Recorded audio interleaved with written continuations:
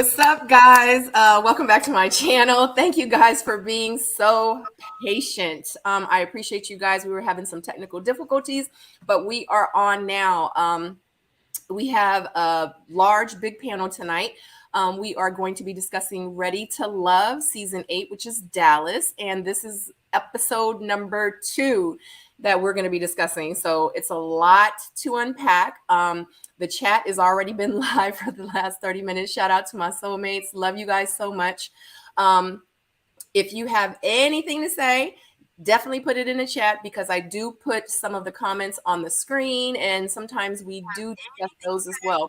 Anyway, other than that, y'all know the routine. I'm gonna go around the room, have everyone introduce themselves, where you can find them on their social medias, and pretty much if they're working on any projects, and then we will get started. What's up, everybody? Tyrone E. Wilson. You can find me at TyWilson21 everywhere. Always a pleasure being on the panel. I make videos and content about my life's adventures. I'm getting back into my editing groove. I just released another video about an hour ago, so check it out. Let me know what you think. All right, let's get it.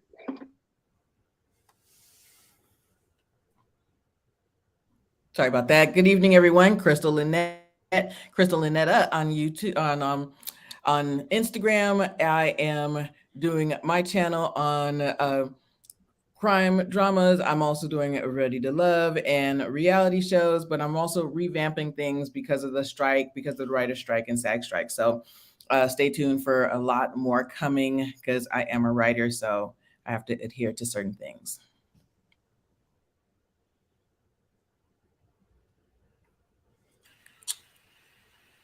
Stacey B. Hey everybody, Stacey B, Ready to Love Season 4. Y'all know if I don't do nothing, I'm gonna be a little bit late, but today I was on time, baby. I'm ready to chop it up, because y'all, really, this episode had my nerves bad. And that's all I'm gonna say. I'm gonna pass it on over to 4-Button Kojo. What's up, dog? Hey guys, it's Kojo, Little Black Book 91. I am a YouTuber, and I am your boyfriend and husband's worst nightmare. Just kidding. But yes, I'm here to have a good time and hopefully have some great insights and thoughts as well. I can see my ex-girlfriends on the panel as well, so shout out to her as well. They know who they are.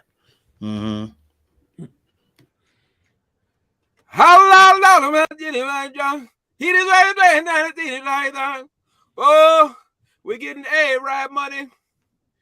We're getting A-Rap money. We're getting A-Rap money. What's up, YouTube world? It's Prince Ishmael, formerly known as It's J Dub. I was on my way to Detroit and ended up on a flight to Dubai. I got a whole new look when I came out the airport. So we here, we doing our thing. This is what dedication look like. This is what dedication look. I don't have no power in the house, so we in the car. And this is just a tribute to Sabrina, to the Dub fam, and everybody else. So y'all know I do YouTube videos for all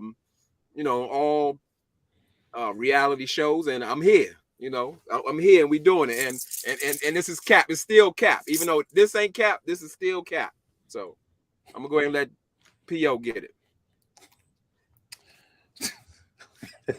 Hold up, I ain't done yet. I thought I was done yet. I thought I was done yet. Can you hear me? P.O., you took too long. You took too long. And I'm gonna just let y'all know I'm gonna have to reintroduce myself. I introduced myself the last panel, but for those who check out my videos, y'all know your boy J Dub is going through a bit of transition.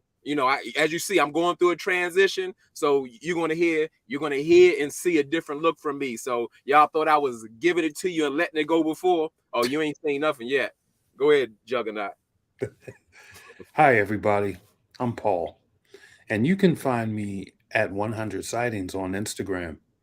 That's where I'll be if you ever want to hang out or just see a cool dude. See you there.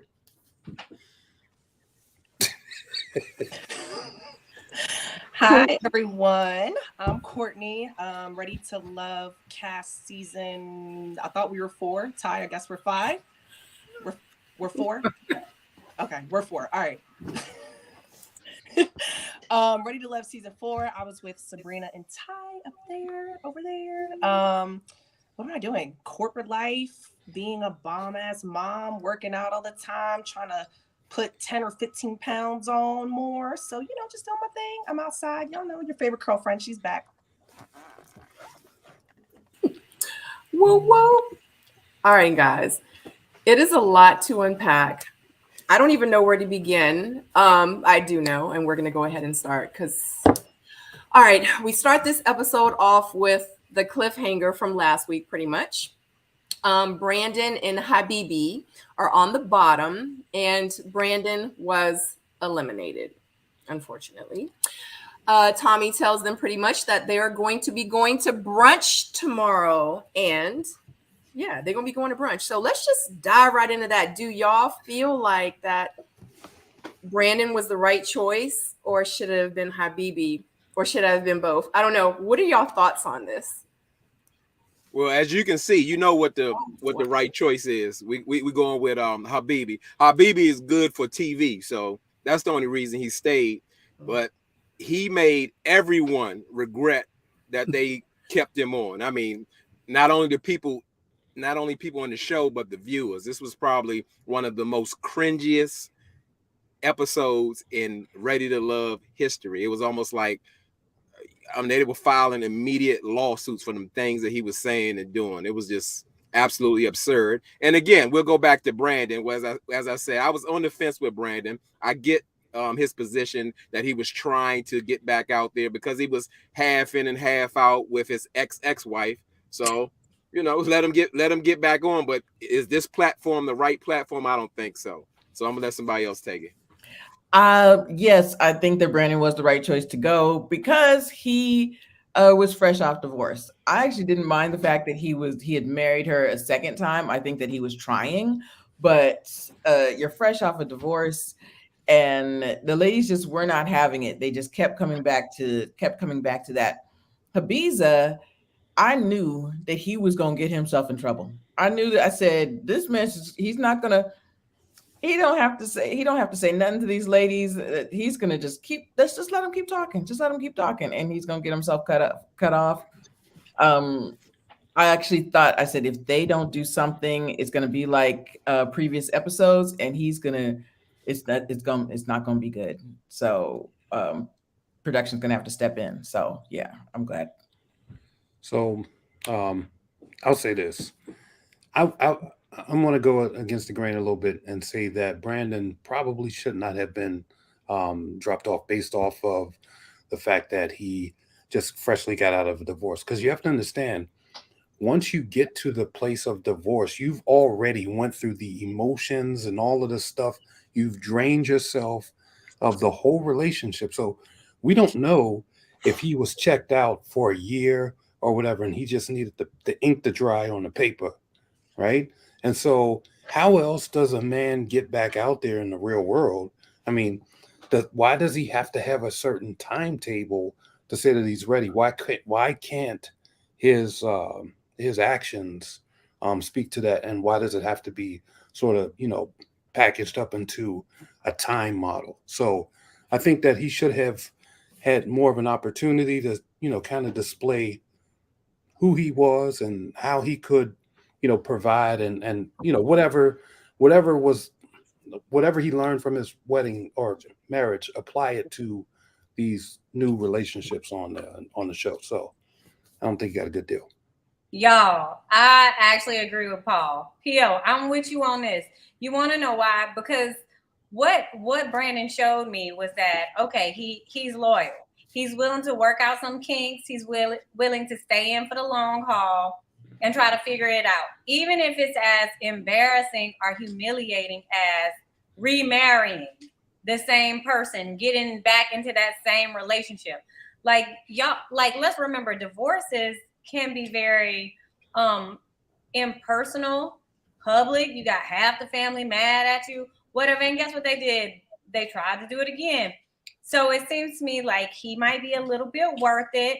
And then on top of that, people always complaining that Black men don't show emotion. That Black men aren't they don't show their feelings. And in Ready to Love history, this was the first time we saw a black man get up for elimination and drop a tear. In all these seasons, first time. Way to go, Stacey. I like that. Hold on, what's going on with my? I'm sorry.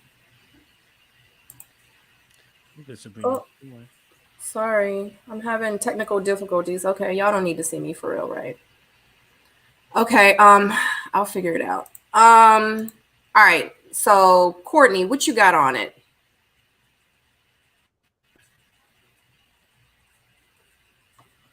Oh, you're on mute, boo. I'm back. I honestly thought there couldn't have been a crazier, kookier castmate than Corey from our season. I swear, I was like, in the history, I don't think it gets any worse than that. Like, he was just a lot. And then came Habibi. And he just literally, I'm gonna be honest with you, I wrote this, I think on the Ready to Love 5 Instagram, and I got like 300 likes from posting it. I was like, who was in charge of casting for Ready to Love? Because clearly he was not. Like, as a cast, it stressed me out, but I also know they do certain things for ratings. So I think he brought a little spice.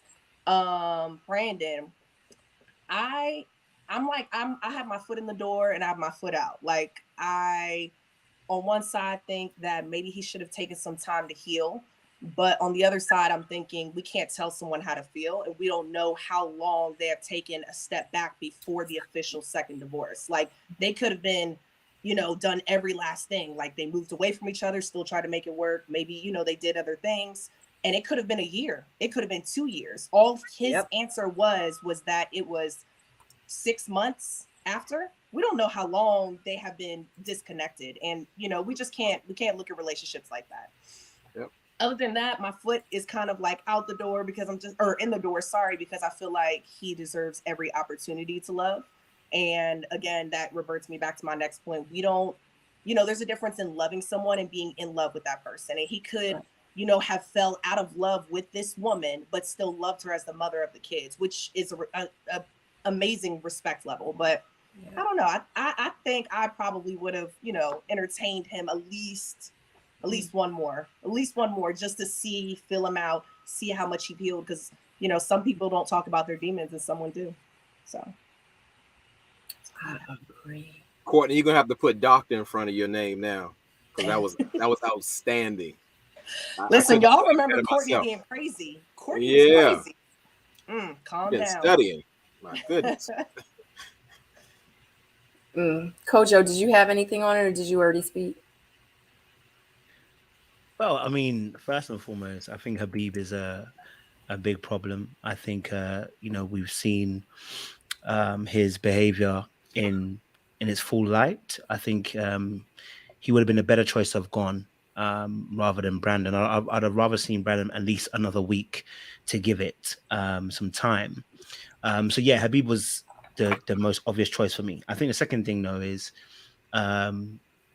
Brandon's situation. I think if I look at it from a relationship standpoint, as a man, if I was looking at a woman and she had been married twice, same person, 6 months after, I'm not engaging with you. I think people need a bit more time. I really do. I think the fact that he was in a relationship for 7 and 3, I think it was. So in total, it was almost a decade of your entire life. You don't just get over things in 6 months. Like, you need time to process stuff that's actually happened to you. It's almost like having, if you've ever done like a sports injury, ACL, right? You do your ACL. People that come back from an ACL think that after a few weeks they're good. But actually, the suggestion is to take actually more than 8 weeks to recover fully before you go into full impact sports. The reason being because your knee starts to trick you, saying that you're good. You go into impact sports and you do the injury again, and it's even worse. So I think that 6 months, no one can tell you what the exact time of healing period is. I just think to myself that I need you to have some time for you, though. I want you to focus on you and not focus on dating. I want you to focus on you and just spend time being single, not dating. Find you. That's my personal experience. I'm not saying it has to be for everybody, but for me, that would have been me. I don't want him to go, but that would have been my thought about him. And we covered this, I think, on another Kojo show, that he could have been separated for 2 years and then just got divorced. That could be true, but at the same time, that divorce and then him being in his 30s, I feel like the ladies just couldn't get past that.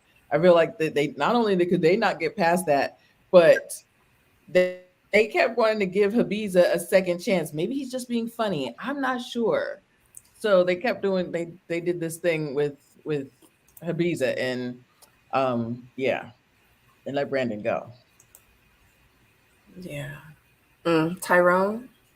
Yeah, I was going to say, first of all, you got to commend him. He put in 13 years. With him being 36, that's nearly his entire adult life trying to make things work, Yeah. with his kids and with the wife. So you got to commend a guy that's at least being present and trying to make it work for his kids.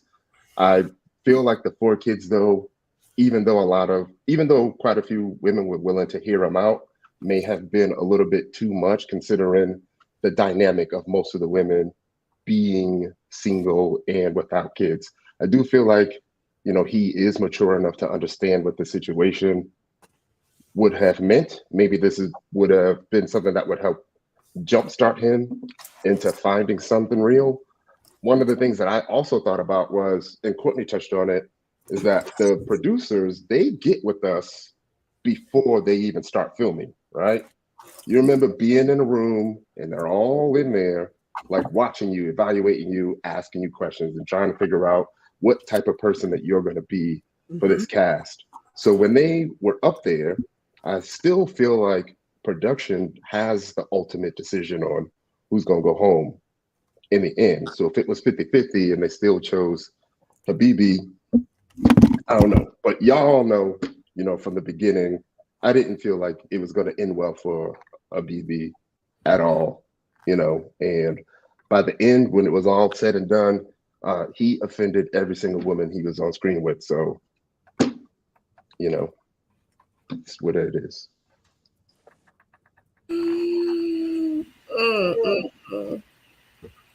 Well, y'all already know how I feel. I felt like that they definitely should have kept Brandon around for a little bit.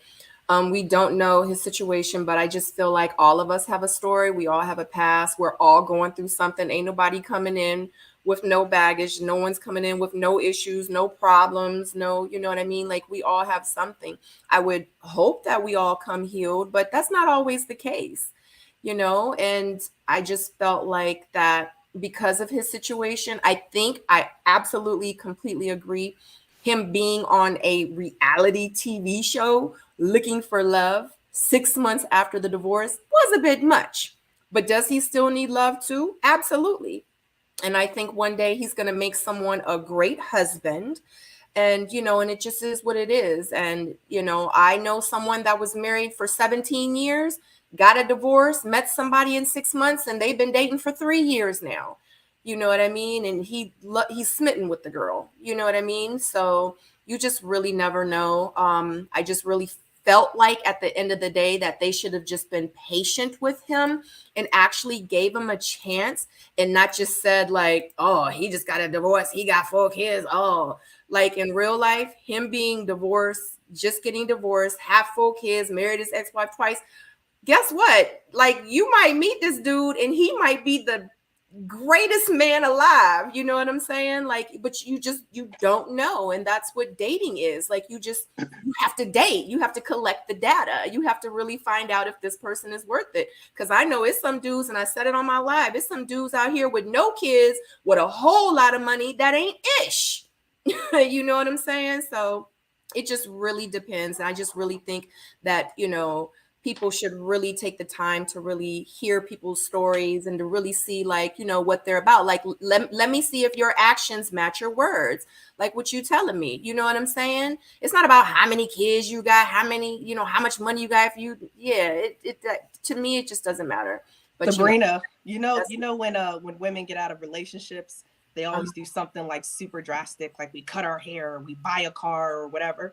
Yeah. He could have just got out that relationship and been like, this is my drastic. Like, I'm going to go on this reality TV show and I'm just going to put myself out there, and I'm either going to A, make my wife come running home to me, or B, I'm going to find another woman.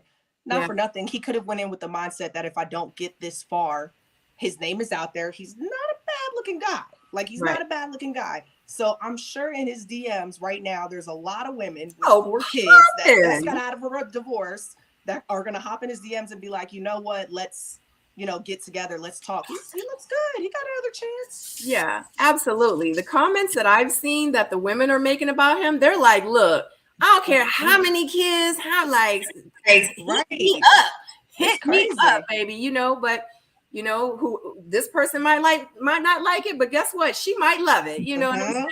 So his woman just was not on this show, period. And it's okay. It's 7 billion people in the world. It was 9 of them. It's okay. If I could join in, if I could just say one thing. Absolutely. Now that I'm back. Well, I remember I was in a very long relationship and long marriage, right? And so I feel like when I got back into dating, I didn't know how to date. So part of this show helped me to learn tools, build relationships with people, try different things that put me back in the game too. So before anybody's canceling Poe brand, Poe nice, fine, big, tall, good credit looking, good job having, Brandon, good daddy. And we can't complain that all 4 kids are by the same woman, because if this was a lady, we'll be having some stuff to say. But because they did light into Jeffrey. So we need to give him at least some credit if we're going to be fair. But like I said, I think it's probably been good for him, and probably the exposure will help him on his new life.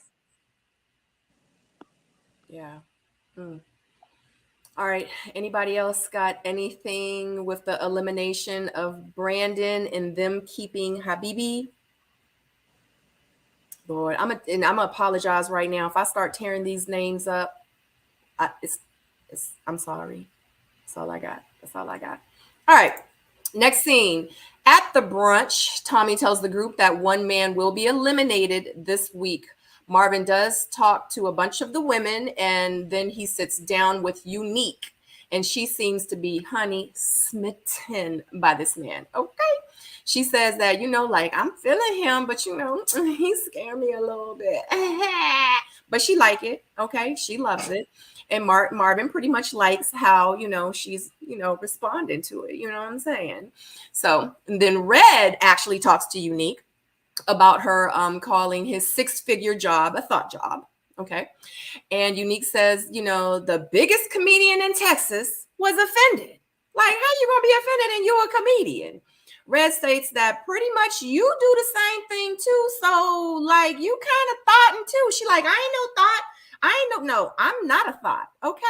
He says that he is big on energy, and maybe, his person just is not her pretty much. And she like, all right then. And she heads to leave the table and go. That scene right there. I'll jump in. Yes.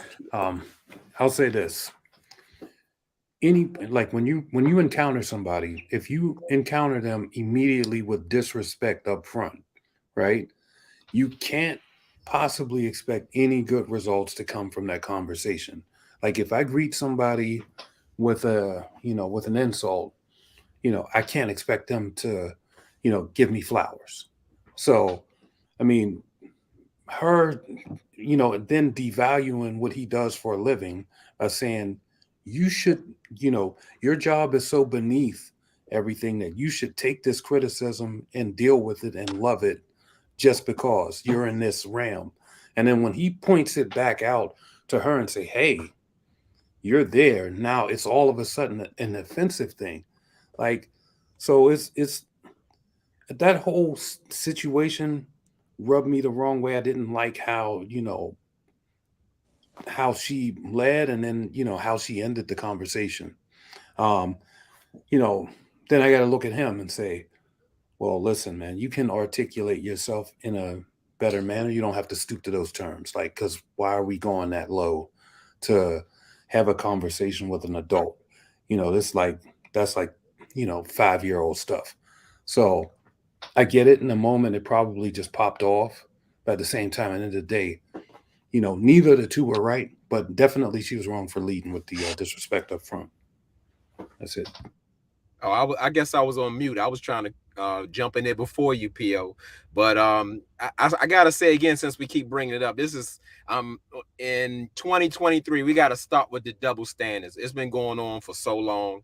Granted, if we just flip the genders around and someone referred, I know Unique did not call him a thought, but referring to anything that she did as something as a thought job or thought tea or thought tish, that would be a huge problem. The panel will be just talking about the whole thought situation and all that. So it's just time to stop it. Let's just call a thing and let's try to be fair. But just speaking of, in these YouTube streets, Red is supposed to be, sassy Red. I thought it was a little mirroring of feminine energy. Men and women are different, so we shouldn't react the same way in some situations.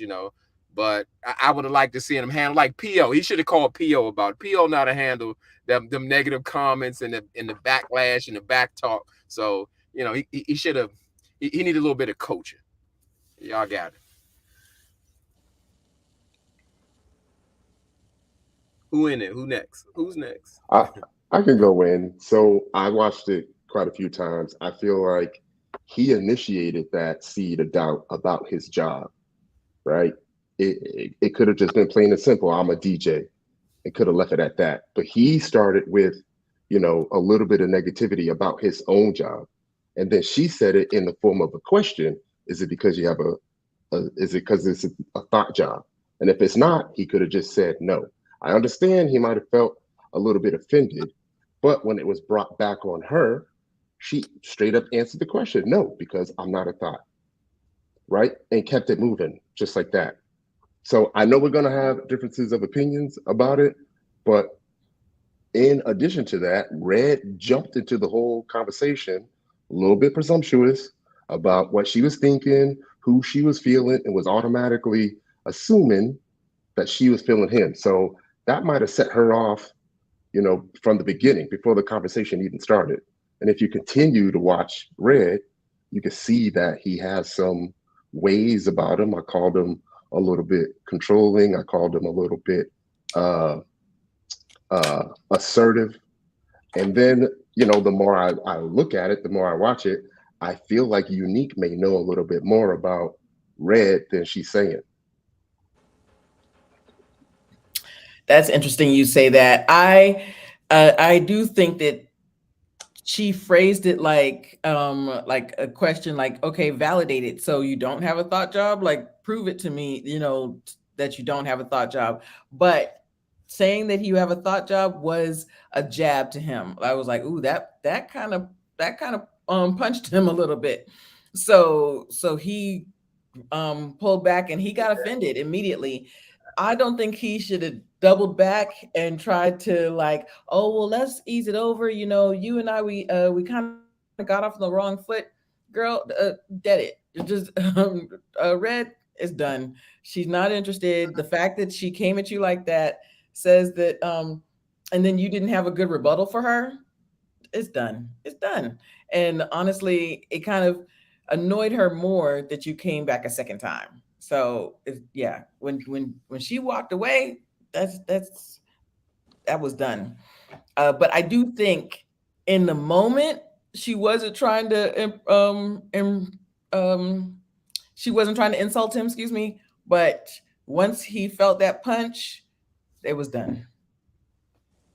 I have a question, right? So like she said that's a thought job. So like, does anybody have a list of what the thought jobs actually are, so I can make sure that I can either A, get a degree and go work at a thought job, or B, I can just stay in my little white corporate job? Does anybody know? Y'all let me know. No, Courtney, and you know what? And this is what I said. I know a couple. I know at least 3 DJs that are doing very well.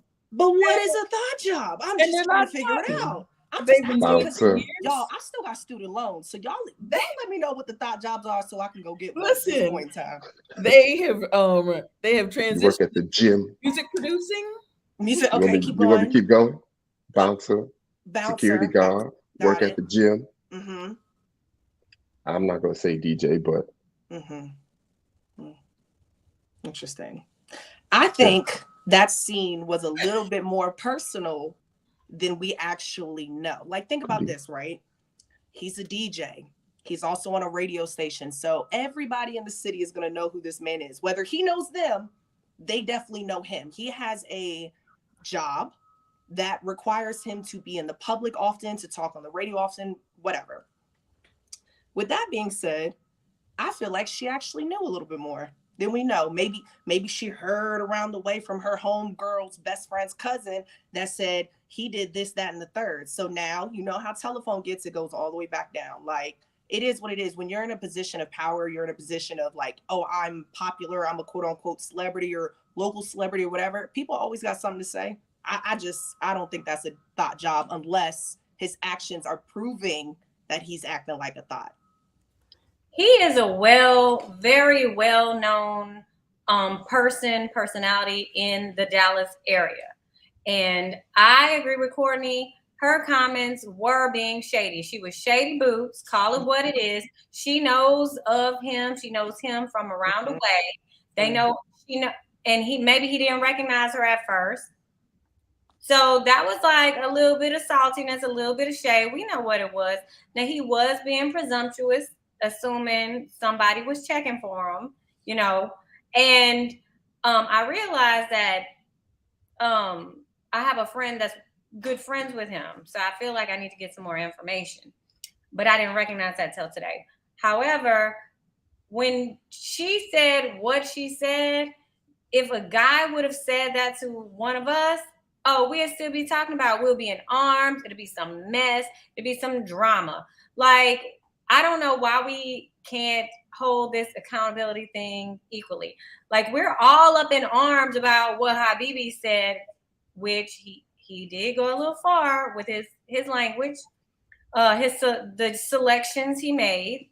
However, if Red would have all out called her a thought, because he was like, well, it sounded like, and his thing was defensive, well, it sounded like you got a thought job.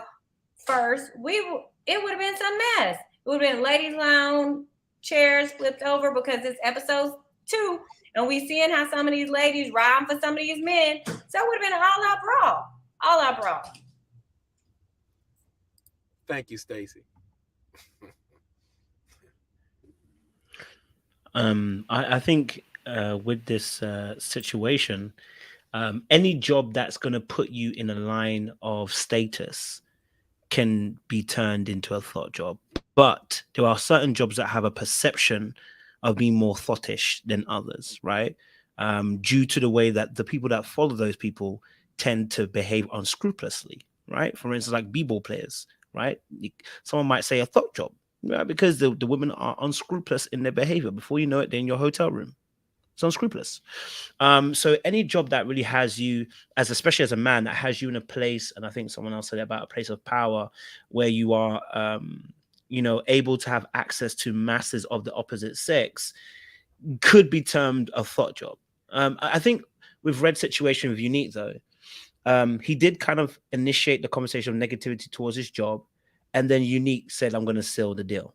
Now, the reason why she sealed the deal, like I said to you already, is because she thinks he's facially challenged. She doesn't fancy him. It's just that simple. Like, you would have had more respect for somebody if you actually fancied them. You would have never said those words, stop job. You would have chose something else. You may have inquired a bit more deeper. You might have chosen more lighter words than saying someone's got a thought job. I think where I had issue with Unique was that, okay, the first conversation you said, you know what, but by the second conversation you said you're doubling down. You doubling down. It is a thought job. And I think that then showed a level of disrespect that needed to be like, hold on a minute, babe. The first time round, okay, maybe you were kind of going along with what he kind of said, but the second time you doubling down, and let it be known. I said this as well. I think it is personal. I think she knows something. You know what I mean? I think she knows something about him. It sounds like he slept with her homegirl or whatever, and was probably, being trash about it.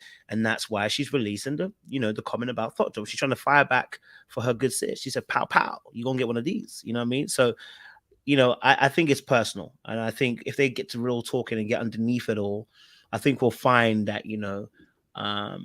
there's some history that goes beyond just those two meeting. And and just a lesson to any man out there, if you ever tell a woman that that you think that she fancies you and you're not good looking to her, you gonna find it ain't gonna end well. Okay, so that's what I'm saying. Just measure it well. That's what I'm saying. Kojo, they want you to say the word thought again. They said it sounds sexy when you say thought. What the thought job? You know I was tripping. See that? That's harassment. Double standard. Oh my God. Well, I know for me at the very first meeting when she was like, "Do I know you from somewhere? I know you from somewhere. I know what you do." So my thing is you say he got a thought job, but you keep saying you know him from somewhere. And like Tyrone says, I feel the exact same way. I feel like it's something that she knows more than what we know. And she don't want to really put it out there on screen, on camera. She like, I know though, I know. But my thing is if you've seen him around, if you know him around, you say he got a thought job, but you've seen him around, I'm not going to say she's a thought, but my thing is just like Kojo said, what was it, the thoughtness? But you're at where he's at because you've seen him around. So you fancy places that are thought places if you've seen him around doing his thought job. I mean, I just don't know. It's just kind of like you're calling the kettle black in a sense. You know what I mean? Like you can't say in the same sentence, your job a thought. I'll be there tomorrow though. Like what? Like make it make sense. But either way, I think the way that he kind of came at her, I felt like, and she was like, and I said I was sorry. So I felt like at that meeting, maybe she went home and thought about it because of the interaction. Like it wasn't that good. But I feel like if he didn't bring that energy to her, that conversation would have went completely different. That's how I feel. But once he kind of started like, I ain't really appreciate, you know what I'm saying? So he brought that energy. So that's how she reciprocated it. You know what I'm saying? So she was like, well, I'm just going to let you know, like, yeah, I wasn't feeling in the beginning, you know what I'm saying? But when I first saw her like body language and stuff like that, like she was really calm. She was cool. Like, I don't think that she thought the smoke was getting ready to come. And then when it did, that's when she was like, all right, then I'm out. Like she wasn't ready for it. But anyway, that's my 2 cents on it. Did everyone speak on it? Yeah, I think everybody's covered. I think. Okay. All right. So anybody else got anything else to say about that? Because I know for me,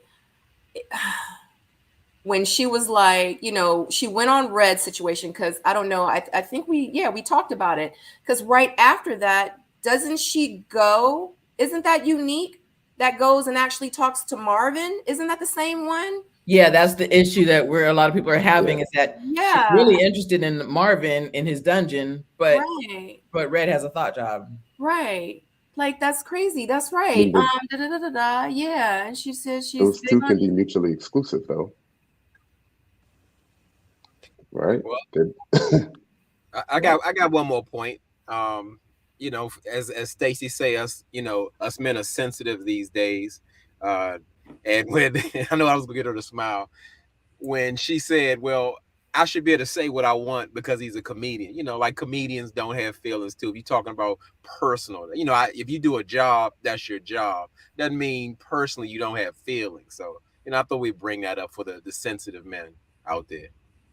Men have feelings too. We have nervous systems. I just want to know what the thought jobs are. So if anybody in the comments could just put their suggestions down below. I have student loans that need to be paid off. I'm trying to figure out. Make me a list. I'm gonna start sitting on my resume right now. Tyrone sent us a link in the private chat, Courtney. But I agree with you. Actually, J-Dub, comedians are the most sensitive. Right. Comedians are extremely sensitive. So yeah, I'm not surprised that he got a little butthurt on that. Humans are, people are. I mean, let me tell y'all something. I remember I met Martin Lawrence. I went up to Martin Lawrence. I was like, "What's up?" He was like, I was like, "Dang, you not funny today?"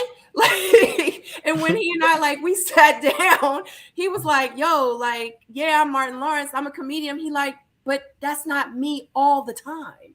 He's like, at the end of the day, I'm really just a regular person, you know? So he Right. was like, I'm sorry if I gave you that look. And I was like, no, it's cool. And I said, but I never really thought about it like that. He was like, yeah. He was like, that's TV-ish. Period. He was like, that's how I get paid. You know what I'm Right. saying? Yep. So, and I felt him on that. You know, and for her to kind of be naive in the sense of he a comedian, he can't take it. I mean, that's not the point. Like, he not on stage right now. I mean, well, technically he is, but he not working. Like, he's trying to find love. You know what I mean? So, like, of course, if he got offended, if anything, I felt like she should have absolutely apologized. But my thing is if his job is not a thought job, I just need someone to tell me in the chat or in this panel, is an erotic author that performs erotic activities, is that a thought job or not? I just need to know. Maybe I'm tripping. Y'all know I be tripping sometimes. It's not. It don't have to be. He could just be doing that with his one person. Huh? No, it's in the sex worker category. It's not a thought job. It's a lifestyle. That's even worse. But Yeah, so that's not I think thoughtish. it's- But him being a DJ is. I have questions. Well, I don't think so. What? I was on a panel with him Saturday, and he did say his last relationship or one of his last ones was polyamorous. Okay. Is that how you say it? Mm-hmm. I just want to know, like, do you think he built that dungeon for one woman for the rest of his life? It's not the point. One. So No. I wouldn't do it. No, Let's I say- think He has multiple That's his women. job. No. Yeah, Let's face the that's fact. Woman. For Fact, performance. he does those. He performs shows. Thought job. Right. Sounds stylish to me. It's Sounds not very just stylish. for one person. Well, Sex worker. I'm gonna say this, Glorified. and y'all probably ain't even gonna believe I'm about to say this, but he's serious about his job. There's a place and a space for everybody. Like, I would literally, if I was in a committed relationship, I would go to his, even if I weren't, I would go to one of his classes to get better educated. I might learn a little something. You might can teach this old dog a new trick, something. I don't see anything wrong with it. I I don't think see He feels your anything wrong man. with it. I just want to know. My question is just so simple. It's just what he does being an erotic author and performing sexual kind of acts. Oh, can I say the actual kind of acts at shows? Is that considered a thought job comparable to the comedian? That I don't think so, because I don't think I never that said it was disrespectful. I don't think that the comedian or his DJ part, I don't think that's thoughtish either. I just did not, in general, I did not like putting that label on these hardworking people. Because there's a lot of women that work hard for their money too. And I think it's just really unfair for us to like go to that level of judgment that we're labeling jobs and jobs as side jobs when they make an honest living. All right, I have a question here.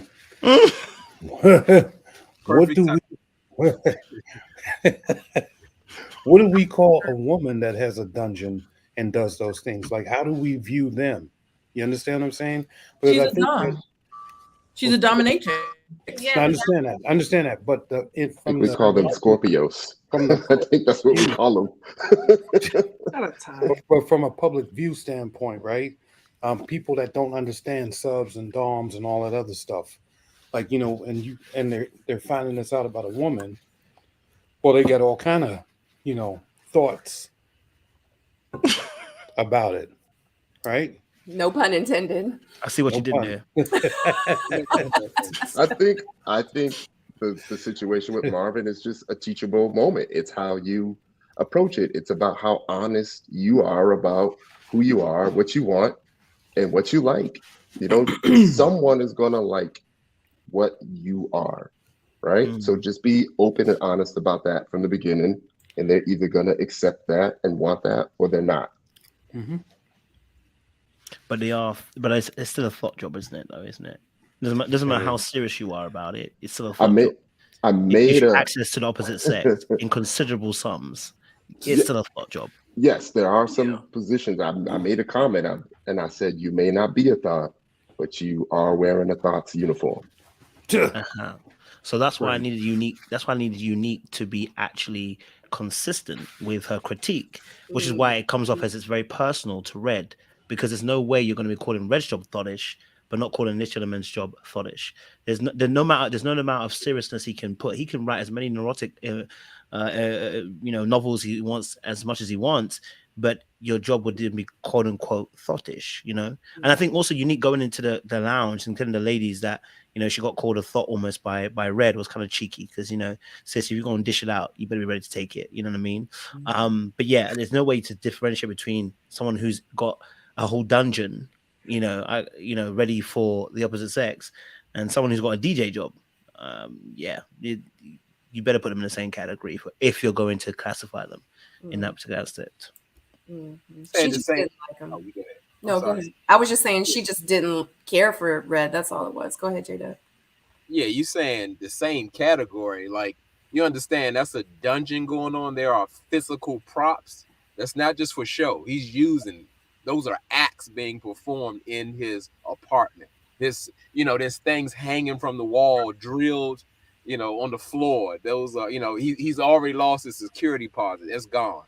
This is in his apartment, He's doing something with those. He's just not reading a book or riling the women up. He's putting hands, whips, chains on these women, and they paying him to do it. Like, when P.O. came back, I would say perfect timing, because like P.O. said, they just like to get thugged out after 9:30, but paying him, Exactly. Yep. He gets paid to do thugging out after 9:30. Yep. You just made me think That of was one. Mike's job. That guy that gives those massages, those oil massages in Jamaica. Listen, hot job. I think there's one in Dallas, if I'm not mistaken. Those erotic massage. How you know that, massages. Stacey? I want to say there's one because I saw it on Instagram. Yeah. We don't like that. What we don't like? The men, we don't like that. We He don't is like getting that. paid too. Don't like that. What? Would you allow your? Oh God, I'm no. Yes, that's absolutely ridiculous. I mean, I know we live in a different time and we're supposed to let everyone express themselves. If you have a woman, a significant other, and you let another man oil her up and down, get in between her thighs and push and pull her, it's like, oh, she's just relaxing. I mean, I'm gonna get off the planet if somebody say that's okay. I'm gone. I'm just gonna jump off the planet right now. I'm serious about my job.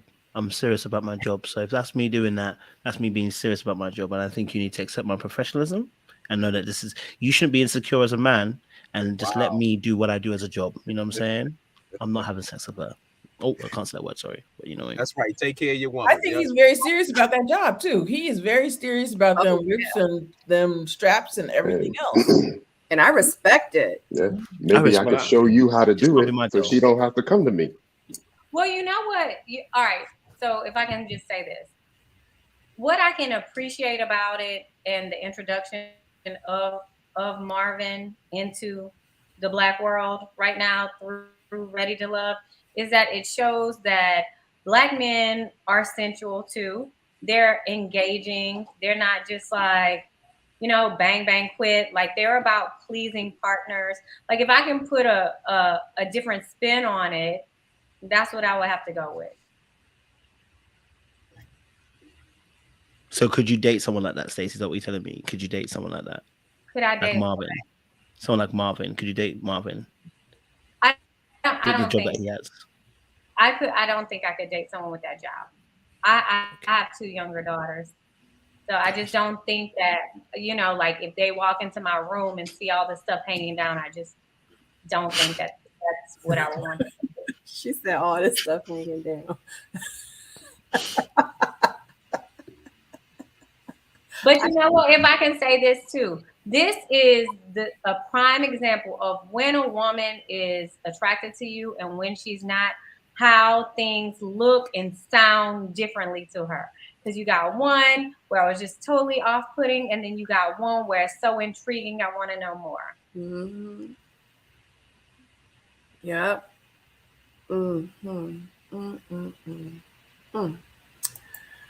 Okay. Anybody else? Anybody else have anything else to say about Marvin and Unique and Red? All right. Tequila, God dang it. Tequila sets up a group date. At the group date, Tequila has, God dang it, I'm so sorry. I actually, Tequila. Like Tequila Tequila. has a conversation. And to think I actually told Kojo, I was like, no, it's Tequila. He was calling it That's Tequila. what it is. Tequila has a conversation with Habibi about his job and how it affected his relationships. He says that he travels a lot, and pretty much she's like, well, what happened? Like, what you was doing? He was like, yeah, I would just find a girl, you know what I'm saying? Wherever I went, if I went there, then I would find her. And when I'm there, I found her. And that's just how it was. And she was like, so you pretty much just be cheating, huh? He was like, yeah, I be cheating. And she was like, so you just was cheating out there? He was like, yeah, like my girl, she wasn't giving me fellatio. You know what I'm saying? She wasn't doing it. Oh God, this is too much. I was trying to find other words. He says that since then he has grown up, and that was the last lesson that pretty much he had to learn. Where my pictures, golly. I'm gonna put myself. Go, Popo. Okay. All right. Here we go. So I'm going to say this gracefully. There's not a lot of stuff that offends me. Like I can take it, I can watch it, and I can dish it out. Like, okay. Just to see another brother go on national TV, right? And downgrade a whole, like, kind of sort of broad brush men with his actions. Because people look at this stuff and they see, and they think that this is what most men think about, right? Or this is how most men act or whatever. And to take this, well, first off, that part, and then the disrespect of it, though, the disrespect to have a conversation. You're talking to a lady. Hello? And when you're talking to a lady, this is the type of verbiage that you have. So you have no respect for her at all. Yes, I understand you want to be upfront, but you still have to understand that you're talking to a woman. And not only was I offended, I was disappointed. Like I wanted to see better from the brother. And y'all know me. I try to give people an out. I can't give them an out. It was just disrespectful, period, point blank. Like I don't even have any words for it, because to replay the whole scene in my head pisses me off. I'm done. Let me go right behind you, P.O. I agree with half you said. You are a proven champion of letting things slide off your back. I mean, I'm a firsthand witness. I applaud you, stand-up guy. But I think Habibi has done something positive for once, even all those cringeworthy moments and actions that he was doing. I think he's united the people. He is a united front that Habibi does not represent the manhood, the species of male that people accept or think that's normal. We don't believe that. I mean, like everybody, even the ain't-ish people, like, come on now, Habibi went way too far on this one. I mean, and like I said, we was talking last week on the panel, and me and Ty agreed. Every time he opens his mouth, it gets worse and worse and worse. Like it's like he's trying to top his low. So no, I don't think people look at Habibi and say, you know what, it's a lot of guys like that. No, I don't think so. So I'm done on that one. Yeah. Never did I feel like he was representing, like my brothers, my cousins, or all the other men that I know. I felt like he was just on his own on this one. I understand being brutally honest, but to have zero tact, especially like Paul said, when it comes to speaking with women on national TV, that you're on national TV, the cameras are watching, and to still say some of the things that he was saying. Like, I really want to know, if he felt that was good on his part. You know what I mean? Like, I'm anxious to see how he feels about seeing himself say some of the things that he said on camera. That's all I got. So I have a question, and there's not just that. Like you spoke about the tact, Tyrone. He even went so far as to say he spent all last year keeping his penis in his pants. Like, even the words he chose, he could have said, "Oh, I abstained." He could have said certain things, but he would go straight for the crassness. Just go straight for it. I started to question. Now, you guys have been on the show before. Is he a producer plant? Like, is he there just for the drama? Is because I just thought this is crazy. Like, just all the things that you could have said instead. And I was like, there's just so many things. I really started to think, did they do this to him on purpose? Not just do not. Excuse me, not do this to him on purpose, but that they know he's like this. Did they bring him on here just for the drama? I hope not, especially like if they knew that he was going to be disrespectful. I don't think they anticipated, the levels to which he was doing it. I'm pretty sure they knew that he was kind of upfront with some of the things that he was saying. He probably toned it down a little bit, and maybe they just called it, him being honest, during the interviews and during the, the mini sessions with the producers. But, you could see even Tommy got a little bit upset this episode. So I don't think they would have wanted that.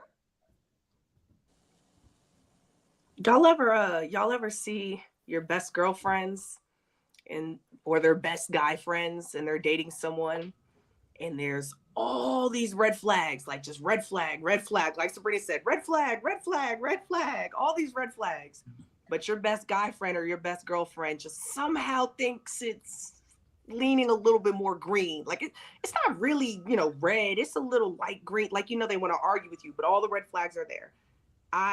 It makes me wonder about Tequila's dating choices, because you see the red flags, but you think it's green, so you're leaning towards that person, like it just doesn't make sense. It's just like, maybe she sees the good in people. Maybe that could be it. I have a girlfriend like that too. She always sees the good in people, but then you end up getting burned because you're not seeing what is right in front of you, because I personally, I agree with J-Dub. I wouldn't be able to go and do that. It's a double standard. I can't sit in front of all these guys and say those things like, yeah, I cheat while I'm on the road, or I do this, I do that, No, none of my cast would have got on green screen and said, you know what?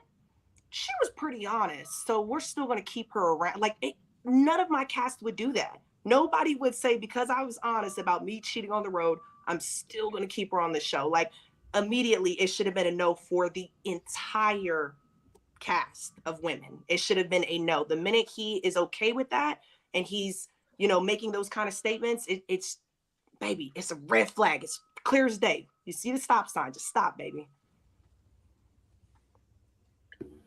I'm somewhere else right now, because like, it's giving me like the new Kanye, you know what I mean? Like, it's giving me saying things to be provocative, and I don't think that he is a rude and obnoxious and ignorant man. Number one, he's a musician. And what do we know about musicians? We know that because of their craft, they're some of the most intelligent people, in the world. And so, like, I really question, like, why didn't you show your true self, and why were you using such provocation? Someone said this a part of me just can't, in life, because you go to these different venues, you perform, you do all these different things, right? So I just can't even wrap. I don't date that kind of personality. So it's like, for me, it's so hard for me to wrap my head around. Like, there's really people that speaks like that to women, that like that, and that other women are interested in. You know what I mean? Like, I just can't. It's A plus B ain't equaling C for me. So I can't make sense of none of it. Someone said this yesterday, that because he wasn't interested in any of the ladies there, because he just didn't want to be there, then he just went for the crassness. He just went for just being crass and just inappropriate. But I agree that what's her name, Tequila. I said, how are you going to pick all the good stuff out of what he said and just let all the bad stuff fall? Like, I said, what, sis? What is happening? That you're just not hearing everything that's going on around you. That's going on around you. But I do think, to your point, that he probably is very intelligent. He probably knows. No, he knows what he's doing. He thinks he's a jokester. On one hand, I'm like, does he think he's being funny, but he's being crass? There are some people that just don't know how to relate to people. Nah, I'll do that. Well, I tried to make a little bit of sense of it, and I was listening to what Tequila was saying during the argument. And we've seen previous seasons where castmates would say, well, this person doesn't act that way towards me, so I don't see that, right? And in all actuality, that person may not be seeing or hearing about what the person is doing in the other dates until they get to the lounge. And it just seems to be that for some reason, and not to get on the ladies tend to go at each other a whole lot more than the men, right? And they start to say these things about their connections, where sometimes it's hard to determine if that lady is just trying to be a hater or she's just being truthful. For us watching it, it's clear and it's easy, but you can see with Tequila, she didn't actually seem surprised by any of the things that he was saying until he mentioned the cheating part. Then you could see the obvious surprise in her face, as if he ain't never really said nothing like that to her before, right? So after that, you could see her body language and everything change towards him, because she was ride or die. And even after the argument, she was still willing to leave for him. So she's obviously seeing things and hearing things that the other ladies aren't. So. Oh, you go ahead. I'm sorry. No, I just have one thought on that, and it's this. It's plain and simple. I don't give a damn what he would thought was funny, how he felt that he would just go rogue. You still have to have some sort of self-worth, right?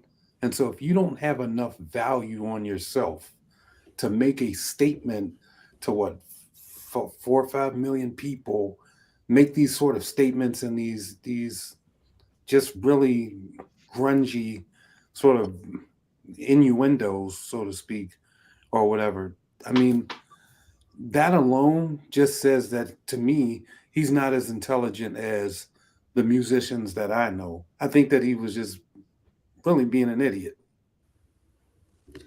Period. Yeah, I mean, I get that people have different perspectives and people love different and receive words in a different way. But skipping forward, I don't know how anybody can back this man after he said what he said to Janelle. Like, in real life, where are we? I mean, for anybody, I can't tell anybody how to feel, anybody how to think. If forget that he's a musician, forget that he's 20, whatever years old, whatever the case may be, that's a man. And the fact that he feels comfortable speaking to a woman like that, that is so absurd and ridiculous. And actually, I was looking for Ready to Love to take immediate action on that situation, because like, those, you using those type of words and phrases, that's like lawsuit area. She would Janelle would have every right to take it to the people's court in real life, just even though this is a show. So I'm just saying, anybody, all the Habibi supporters and all that, how would you feel if he said that to you in real life? Like, I mean, like, this might be, we talking 1981 or something, when somebody be comfortable to say something like that. We in 2023. It's no excuse for it. You can't cover that. So right. I have a different perspective on I won't say different perspective, but just maybe some consideration of thought, right? First and foremost, it is very crude what he said, but it's only crude because he has no buy-in. Like, if he's talking to somebody he has a buy-in with, this doesn't go anywhere, which means that he's not very, I think personally, he's not read the room very well, number one. And that then means emotionally intelligence probably is lacking in this area, right? Because he's a musician. I'm trying to look at it from his perspective. He's a musician. You're on the road. You say that to a girl on the road, you get away with it, right? Because you have a power dynamic. You are the musician. You are the one that's sought after. You're the one that's wanted, right? And when it comes to an art of seduction, being deadly truthful is also sexy. So it does work, but you need to know what environment you're in and what audience you're speaking to. The problem is he has no buying in this area, number one. Number two, he has no power in this dynamic, because there are women in this particular arena who have businesses, multiple, money, this, that. They're very well accomplished. Your power is diminished. You don't have that buy-in with these women. Him saying those words about, her, what he would do to her. Yes, it comes off crude in this environment. But when you're on the road and you're talking to your fans that way, you may say what you want to say. But let me tell you something. These musicians, if they say that girl gonna get gassed, right? Because he's a musician to her. So I think his emotional intelligence is the biggest issue. And it leads him to saying really dumb stuff that he can't take account of the fact that you're in a different arena. I think also as well, he uses the persona of being more edgy and out there as a way of also adorning that sexual energy, right? So it's like he takes that on and he gives it out because it creates a more mysterious, edgy feel, right? If he's so direct and to the point, person's like, oh, he's just like that, right? But as you saw in this environment, only one person was able to actually deal with that. That's Tequila, right? Right? It was only Tequila was the only one that could, and even then, he actually didn't do that to Tequila. He actually changed his approach.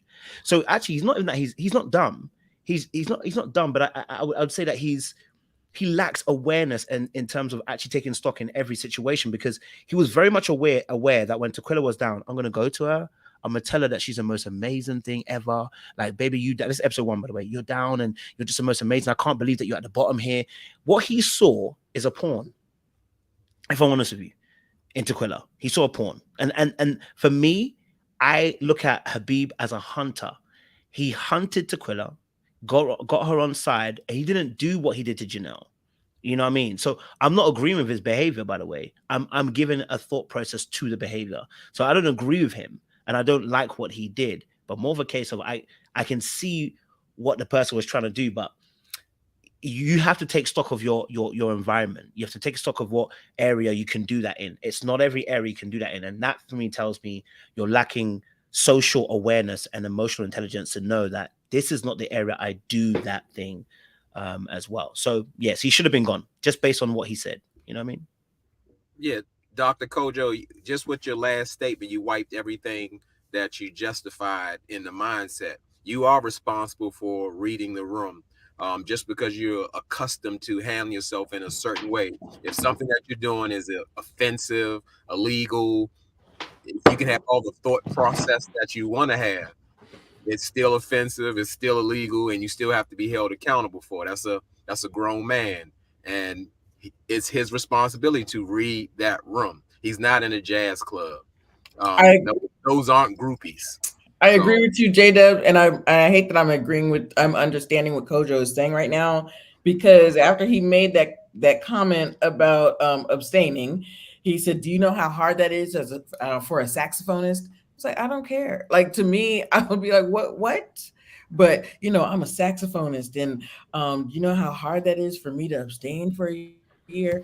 What? But to Kojo's point, that's all he can relate it to. He doesn't.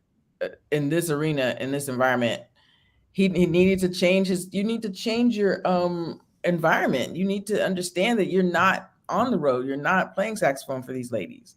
So interesting. By the way, it's not a justification for his behavior. I think people confuse when we try to explain behavior. In me explaining someone's behavior is not a justification. If I explain why someone did what they did, it's not a justification. I'm actually agreeing with you saying he should have been off the show. I'm offering a perspective of why he did what he did and maybe why the behavior comes in. It's not a justification at all. He should be gone. Right? You got it wrong, and you should be out of the show, right? And now we're questioning his actual character and his actual morality. So now those mistakes that he's made on the show, we're now questioning his character and morality. And so if he's smart, if he's someone of integrity, he should come out and be like, hey, I did make mistakes here, and I know what I've done wrong. Here's what I did wrong, X, Y, and Z, right? But like I said, I think there's parts of his behavior that work. I'm just saying, and I guess maybe from my perspective of just being around with some other guys who've lived a life, when you're just trying to, and this is what I'm saying, if you're just trying to hit something, parts of what his behavior works. But in this environment, it's about love. It's about finding connection. That doesn't work. Do you get what I'm saying to you? But if you're trying to smash and trying to get something over, that can be something that people can use to get on there. So yes, I agree with you. I'm not agreeing with his behavior at all. I'm not saying it's right in this environment at all. No, he should have been out, and that's why I said he should have been gone before Brandon. Got it. Received. J-Dub, were you about to say something? No, I was just saying I received Kojo's message. Again, my thought process isn't on his skill level. So, it just sounded like it was sympathizing, but he broke it down and made me understand. And I totally got it. He went under Habibi's, whatever he called it, he'd be making up some word, his Guthra. He went in that dome and just, got into his brain, or what would the saxophonist who's been in Dubai airport, think like in a room full of ladies. So I got that. No, I'm okay.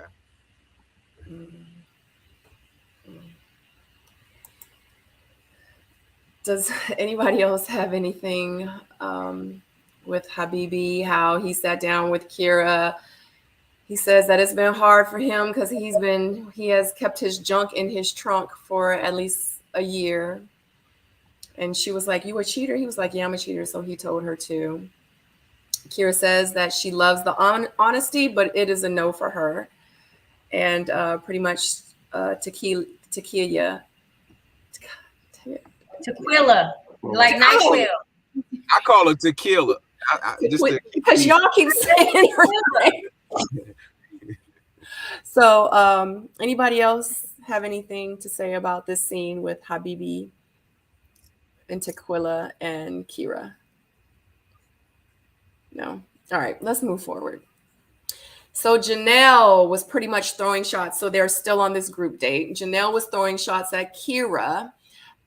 She pretty much called her a little girl when Red was picking her up and playing with her. He was like, she was like, "Don't let that little girl get you in trouble." So she called her a little girl. She said pretty much at the end of the date, when her and Red was walking out, she was like, "Yeah, and she had a fake bag, but mine real. But it don't matter because she young though."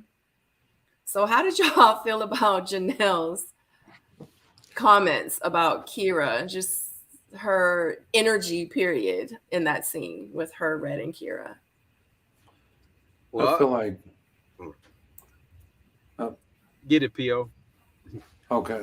I feel like this was just a prime episode of women, beautiful Black women tearing each other down or tearing down another Black woman. That was unjustified. It was not warranted. It wasn't, and that's the problem with a lot of women. And we see that on display right here. They put their foot on somebody else's neck to climb above them, just to look better. But at the end of the day, that makes you look ugly. And so when you have somebody that is playing high on, what I have, and what they don't have, or what do you have on the inside that you're compensating or overcompensating on the outside with, right? So to me, that just shows me that there's not a whole lot to give. I mean, when you have to do that, I thought it was immature. It was unwarranted. It was just not a good look, period. You didn't come here to be in a beauty pageant. You came here to find your guy. Do that and keep it moving. The end. Yeah. On this episode, I would say I was one of the few people who got Janelle and Aries mixed up. I felt like they were almost twins, but people broke down the differences in them. And really in this episode, I could really see the difference in them. I thought Janelle, because she had like a bubbly personality, that she was just like lighthearted and secure and everything on, but it really got ugly. And just like the YouTube streets say, we were highly disappointed, and she let a lot of people down. And not only that, this is where, everything we're talking about, every single scene is like a negative scene. It's supposed to be about love. And let me just add a ray of sunshine of light. I don't know if Aries is in the chat, but I mean, she really shined and came through. She was something. She had the fellas swooning, even Kojo. She's fine and thick and all that, so it was just she really came through. She is actually the new favorite. Her and Janelle are separate now. I can totally see the difference in them. And yeah, again, I wrote that on my review. I was so disappointed. Oh, there go Aries. There she go. Hey, Aries. All right, y'all got it. Hey, Seaway. Okay, so I think Janelle and Red have similar personalities. I was watching Janelle for a while, and I was starting to say that her love language is touch, but I think she has more of a controlling, kind of a territorial type of vibe about her, almost like Red. And if you watch Red and listen to Red, the way that like he will just literally pick a woman up, the way that he would grab her by her wrist, the way that he would like tell women, not to call the other guys or not to do this. It's almost like this controlling thing. Unfortunately, I feel like Janelle may start to feel like she's getting squeezed out, when it comes to her connections. And it's looking like she's barely losing with the guys that she likes, right? Starting with Brandon, she was all on him, found out that they had the kids and he's gone. Then she's on Quentin and even found a way to mention that, her and Quentin had a 2-hour conversation. So it's almost like, she wants to win, so to speak. And I think it was Pio that had mentioned, the ladies tearing each other down. From what I've seen, it's mainly just Janelle with the negative comments.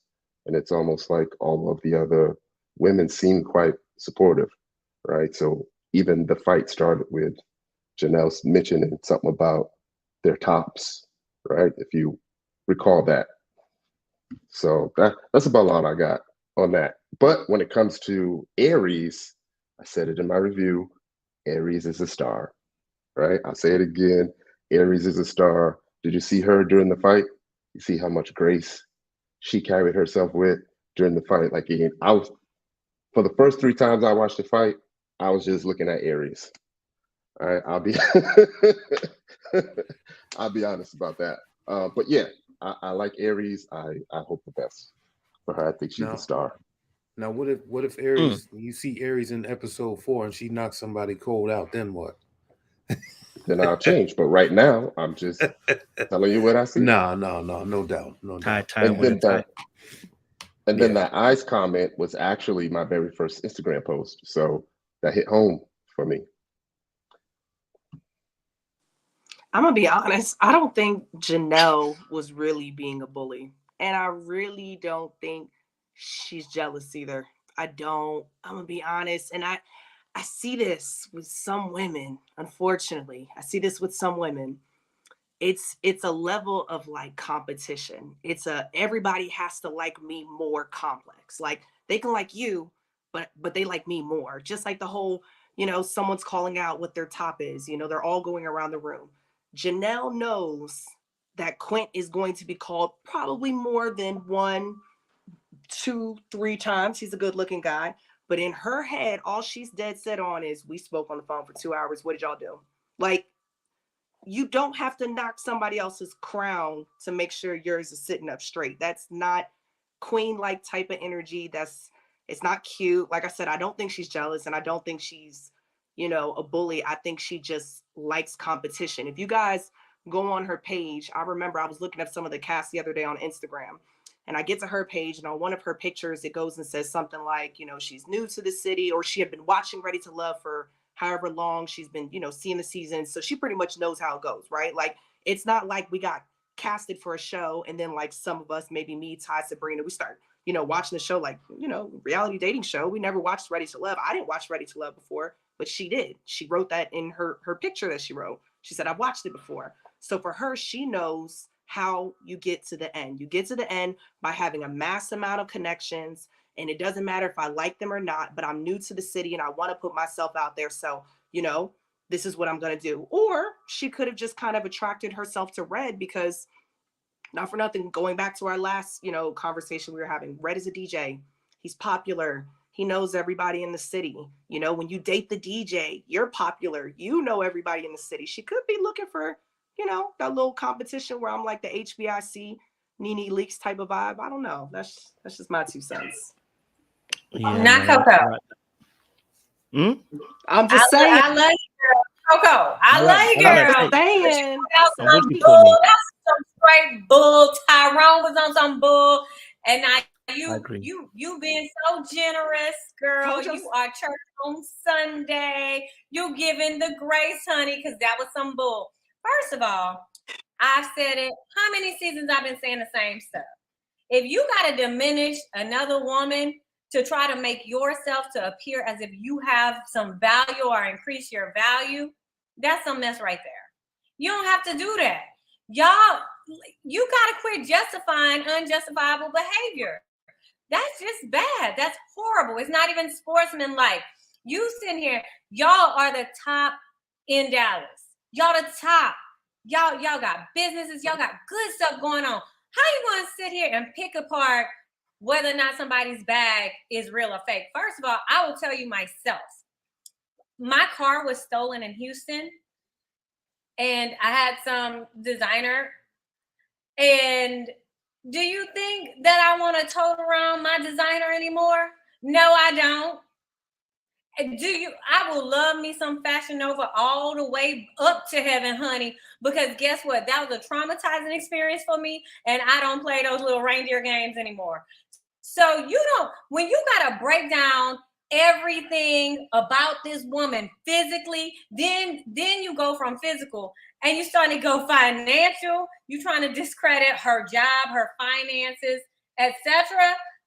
Why don't you just sit there and look like a boss queen, enjoy the ambiance? That's so sexy for men. Y'all know that. Y'all know y'all like when we sitting there being cute, giving y'all some good vibes on y'all too. So no, I will not make it okay that she did that to that woman. That's some bull. Girl, you done made me drop out. You were talking and I was dropping chips out my mouth, girl. I could not believe the foolery. I did say she didn't have to knock a crown, though. I did say she did not have to knock somebody else's crown to make sure hers is still shining bright. I did say that. And guess what? When you lean over to knock another woman's crown, guess what yours gonna do? Fall off, and all she got to do is tilt hers back up. I did say that. She's beautiful in her own right. You ain't gotta knock somebody else's crown. I did say that. I mean, listen, I actually kind of agree with Courtney on this one. Yeah, I think she's a very uber competitive person. Wait, hold on. I'm not saying that what she's doing is right. I will give both sides, but I do believe Janelle is a very competitive person, right? Mm-hmm. I think that she has gone overboard with her competitiveness. And I think it's very, and I always say this, that anybody who comes onto Ready to Love, if you're going to be successful, it's very difficult to be as authentic. And when I say authentic, be unaware that this is not a game. And for those who are, I think I would like to say, some of us who are more aware of the game and, we don't want to be hurt, right?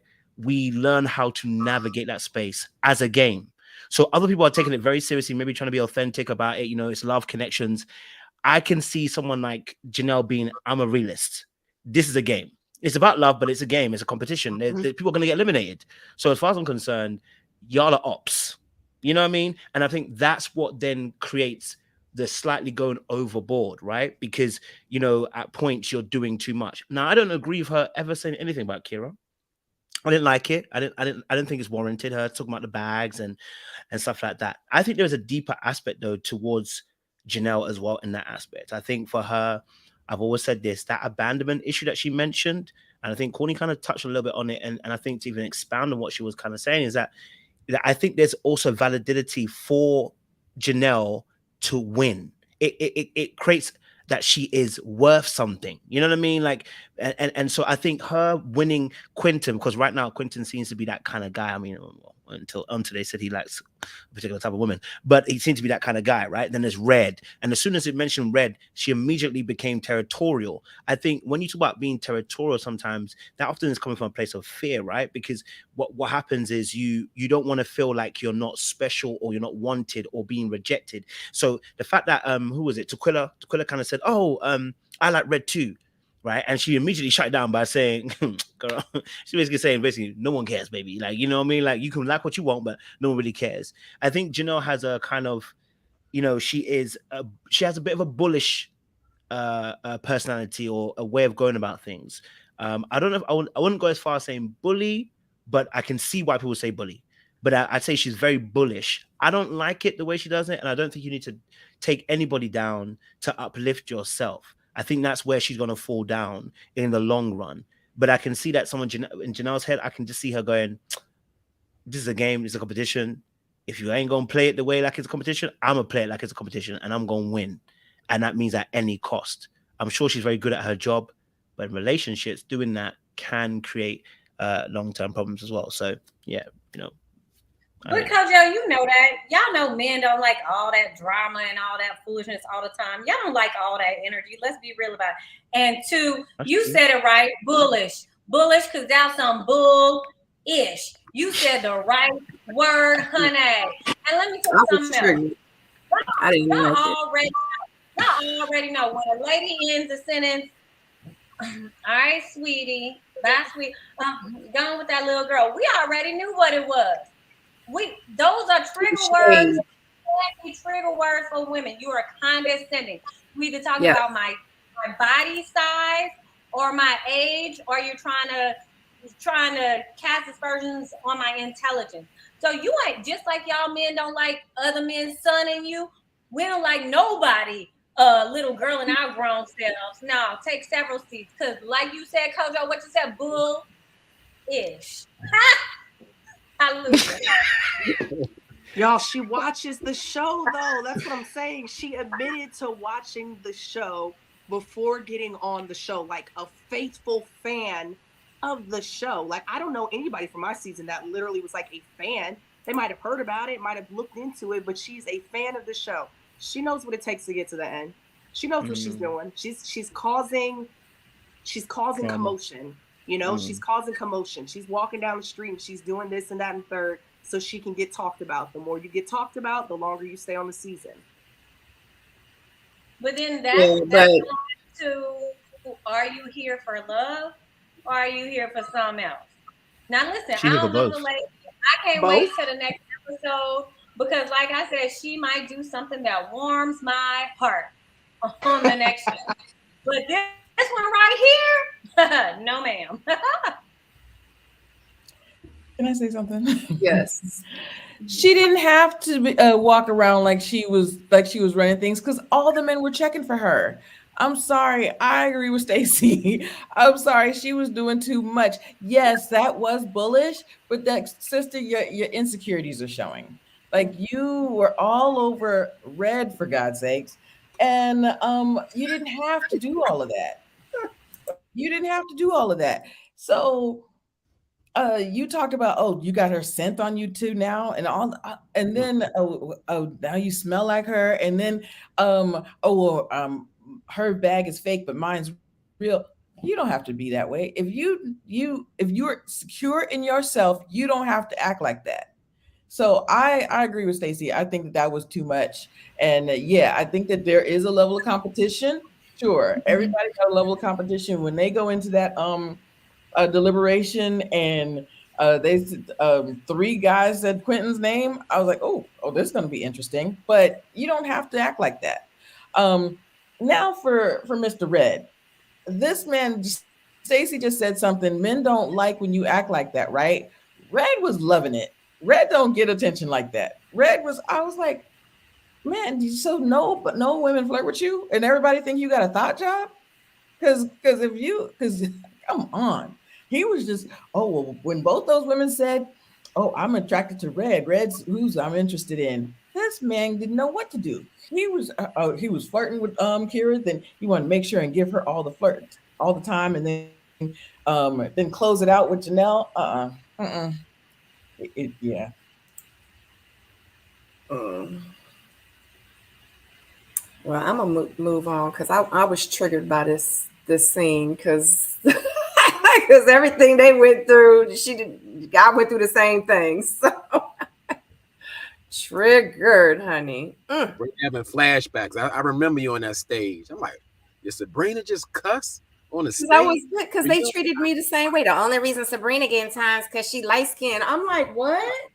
What is my complexion? Had we? Oh, what? I'm so confused. She's talking about she a fashion designer. She wearing She by Sheree. I'm like, what? What? I don't even know y'all women. What are you talking about? Why are y'all talking to me like this? I was so confused. So, yeah. They hit you with the She by Sheree? Honey, they hit me with a lot of stuff. They hit me with a lot of stuff. Like I'm over here minding my little She by Sheree business, okay? And I'm getting torn down. I'm like, and I'm sitting over here like eating my chips. You minding my business. And yeah, so and I did. I got attacked like that almost every time I was in the scene with them, to the point where sometimes they called me to meet the scenes, to be in the scenes, to meet with them women, and I wouldn't even come. I was like, if they're gonna be there, I don't even want to be there because I'm not gonna subject to myself this kind of negativity. This is not what I signed up for. I was like, I'm not even doing nothing to these crazy women. Nah. So yeah, they should absolutely. So yeah, Janelle, I think she's a beautiful woman. I do, but said her bad fake. I'm just saying. But why you have to say anything? Nobody asked you if it was fake. Now it'd be different if he was like, is that bad fake? If Red was like, I wonder. But ain't nobody saying nothing. So validate yourself anymore? I'm sorry, Stacey. Go ahead. But really, a bossed up man will be like, oh, her bag fake. Let me go get one. Keep helping me out, sis. Because when you don't let the Lord sit on your tongue, it come back to bite you. Baby, let me tell you. I didn't appreciate it. I think that all this going at each other, like P.O. said, like this is supposed to be a show about love. Like, why are we attacking each other? But I've said it from day one. It's like you don't really realize it, but it turns into like Game of Thrones out this joint.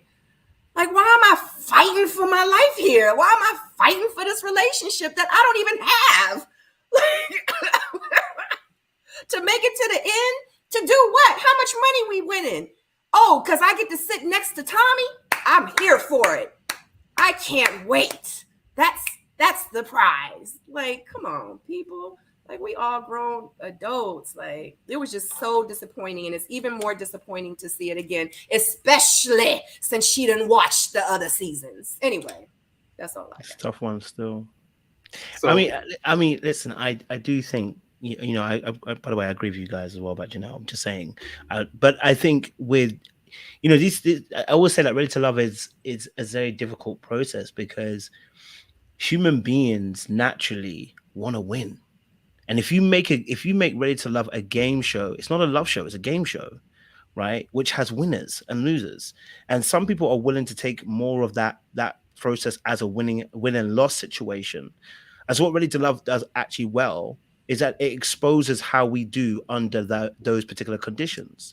How do we react? Do you know what I'm saying to you? I've always told everybody, you see this guy on YouTube now, I would be one of the worst candidates on that show because I'm going to play the game, because you ain't going to outdo me. Yeah, I'm not going to let the guys outdo me. I'm not going to let the girls outdo me. But that's to do with how I operate in life. And someone could say that's partly also insecurity. I just don't want no one beating me, and I don't want to be embarrassed. So if you're going to embarrass me, I'm going to embarrass you first. I'm going to get in there before you. Now, that's partly insecurity. That's partly obviously things that has to be worked on in terms of how I handle things. So Ready to Love creates pressure that exposes the person under that kind of those particular lights and see what you're going to show. So I think with Janelle, yes, I do believe that the pressure would have exposed her more ruggedy ways of competing with other people. I don't think there's anything wrong with competing. I just think the way she's competing is causing issues in the way that she deals with other women. And I think there's and one thing we don't really talk about, my last point is this. One thing that people don't really mention about this show is dynamics between men and women. One of the dynamics between men and women is that since we have a patriarchy that men are at the top of the mountain, there is something when women are trying to validate themselves based upon being the closest person to the top of the person on the top of that mountain. And if you can get to the person who's at the top of that mountain and you're there with them, that's a huge validation for a lot of people. Now, that may be an insecurity for some people. Maybe it's just life or whatever.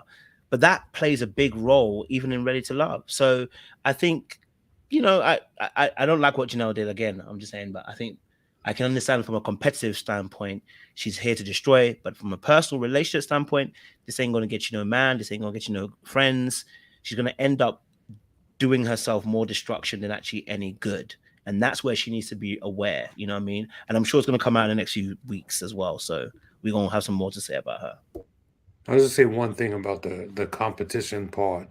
Realistically, like, you don't have to be in competition with anybody. At the end of the day, you figure by like episode 6, 7, some of these people are gonna want to not be there, just naturally, right? And then that's when all of the competitive stuff starts to go out the window. Ultimately, though, I feel like, why do you care about what this girl does? Why do you care about if her purse is real or not? Why do you care about that? The way that she looks or her age or whatever. Why do you care? Get your dude and go home. Period. That's it. That's it. I was gonna say something so my bad. It might be because her dude smells like Kira. She said it, right? Those are her words, not mine. I'll be kind of upset too. Well, I wouldn't hate though. Well, then she was contradicting herself because only expensive stuff is transferable. Only expensive sense is transferable like that. Let's keep it 100.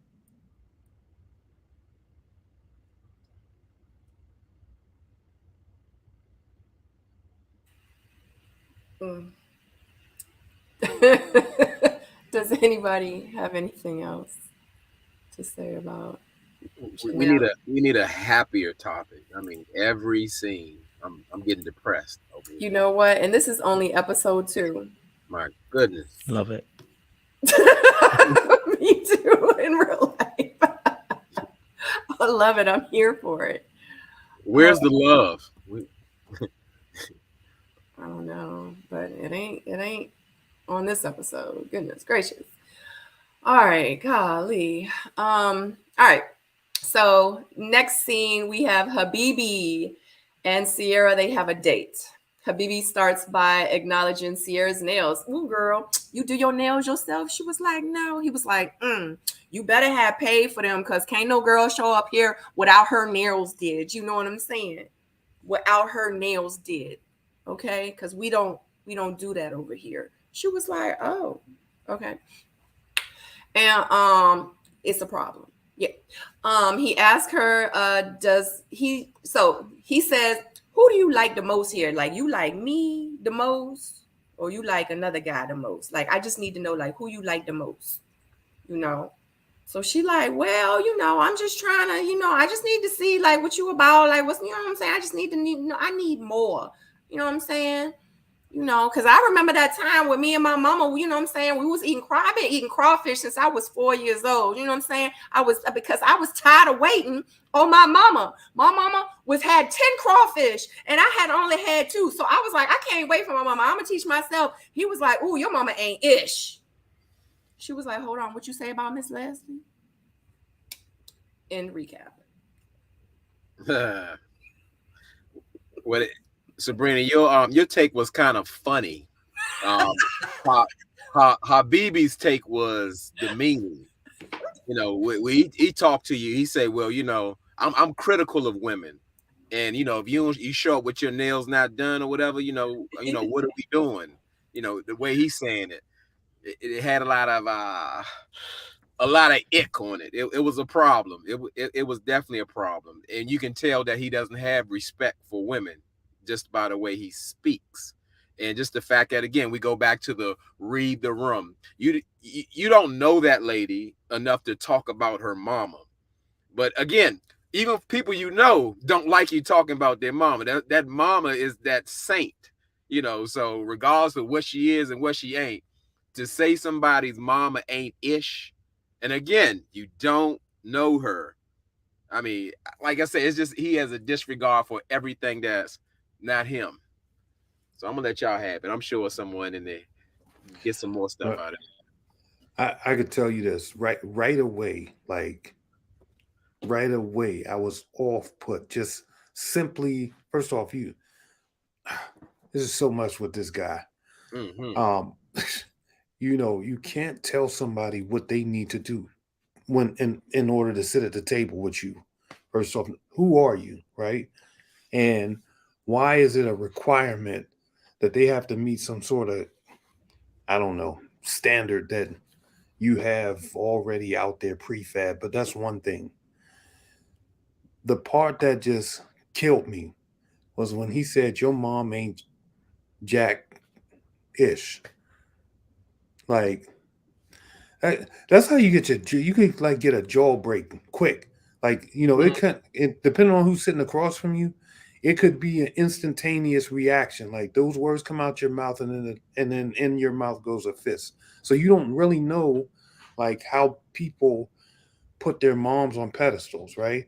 And we know that relationships in terms of just natural relationships, the bond between a mother and a child, a parent and mom and a child, is way different than a man and a child. We know this. So you don't know what type of suffering her mom went through to put the clothes on her back, what type of suffering she had to endure just to make ends meet or to keep the lights on. You don't know what the story is behind her mother. And she's not even present, and you're going to disrespect her in front of her own daughter. Like, this is probably, I would say, her largest cheerleader or whatever. Like, come on, man. Like, just as a man, we're like, I just can't. I can't. But I'll say this. That dude is the prime example of what I tell my daughters to stay away from. You see them, don't bring that home, because I'm gonna do something to them. Yeah. The end. Yeah. Who got next? Who's got next? Who's up? Everybody's disgusted. I mean, I was trying to find something halfway decent to say. I guess this is just an example of how, you can talk yourself out of a good thing. It seems like Sierra was possibly going to hear him out, possibly give him a chance, but, he just took it way too far. And now it got to a point where it's just, unreasonable. It's unforgivable at this point. And for her to even continue with him after him saying something like that would actually look bad on her. So he actually let it get it to a point of, no return for the other person. So Like I said earlier, like I don't even know if he understands, what he's saying and what it really means. I think that what he said was absolutely crazy. Like she had every right to be pissed off about that because that was completely out of line. On the other hand, it makes me kind of cringe because he's so immature. Like if we really think about it, like he's just like he gives like little bro vibes, like just says things for attention, does things for attention, wants to make people laugh. Like he thinks it's funny, it's obviously not. Like he's just immature. Like his whole mental is just immature. And thinking about like Krishan and Blueface, y'all know that little crazy relationship that you see all over the blogs.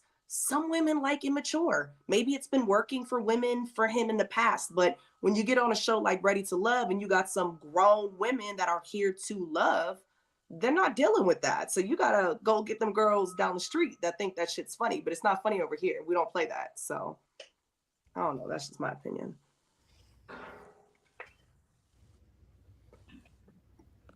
You know what? Oh, I just want to add just one quick blurb in there. We can all take and just give thanks for the fact that this show lasts about 11, 12 episodes maybe. So by episode 6 or 7, we won't be talking about this man ever again, and we will forget all about him. That's it. you know what, Paul? Well, all of y'all, honestly, if I can look at it from a different angle, because I know Ty was trying to find some kind of grace somewhere, it's giving me, like, when people don't have the emotional intelligence to code change, for example, I just saw this morning on IG where one of those internet girls was in the UK saying some really obscene stuff. No decorum, no nothing. It was really just off-putting, right? And this is what is, on one hand, I'm grossed out, right? And on the other hand, I'm like, what was your life like? Who were the people that are a part of your life? How did you grow up? What was your support system like? Because we know, a lot of people know when to turn stuff on and when to turn things off. Like we know, like when you go to school, you got to clean it up. We know when we right here on the YouTube streets, we try to clean up how we talk a little bit so good sister Sabrina can stay monetized. Like we know how to code change. So if I can look at it from a different place than the other and not, he's being dragged. So there's enough people saying a lot. But if I can give y'all a different perspective, it would be, what did he go through where he is seeking, saying provocative things for attention? What is it within him that he is seeking these, saying whatever just to get a little attention and affection?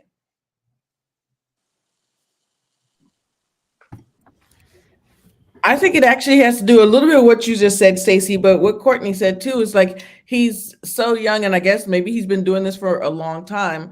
Like what you just said and what Kojo said earlier is that he doesn't know how to code switch. He doesn't know how to read the room and change up when he needs to. But at the same time, if you're just joking or you're mixing being a jokester, or you think that was a joke, but that was just crass and inappropriate and rude, talking about this woman's mama like that. Like you didn't wake up in her bed last night. That's not okay. But for him to think, oh, I was just joking. No, you weren't just joking. And he walked away thinking that, oh, I don't know how that went left. I don't know how that went wrong so fast. I definitely think there's something there that's just a little immature and doesn't know how to code switch. But he can't just keep trying to learn on this show with with these women. That's not going to help him at all. That was And then I actually missed that was, I guess this was the third time he did the hand thing. You know, once, okay, you doing that. Okay, that's funny. But 3 times, what do you, he's got a lot to What? learn. And that's a What? lot of therapy. Hey, He Crystal, what keeps kissing hand his thing? own hand. He's shaking a woman's hand and he turns the hand to kiss his own hand. Some women like that. And Just not these so, women. okay, Courtney, I'm so sorry. Courtney, going back to what you just said, I think that's why Sabrina did give him the second chance. Mhm. She's like, you know what? He's funny. I'm not sure. Let me go out on a date with him. Let me just see. Maybe I'm misunderstanding. And she said that into ITM. Maybe I'm misunderstanding him. So she gives him the shot, goes on the date, and then he says that about Miss Leslie. No, you're not gonna get away with that. But didn't he have a weird interaction with her prior? And that's what she just so second guessing her first intuition. Some women are like, you know what? I'm not, you know what? Maybe I'm misunderstanding. Let me try. And she even said at the table, I want to get to know you better. Or she said something like that. And he changed it and started being crass again. I want to know more about you or something. Yeah, she said, I want you to be more serious. Okay. Okay. I like that. And it's Sierra, because Crystal was like, because when Sabrina gave him another chance, I was like, I'm so sorry. Give him the first chance. Okay. I mean, I think this scene obviously, again, just encapsulates what I was saying about Habib. I think I do think he's emotionally immature. You know what I mean, right? He's not regulating himself very well. He doesn't realize. I think the problem with also Habib is his delivery is. You ever seen it? You've ever heard a bad comedian before? Bad comedians don't tell bad jokes. They have bad delivery.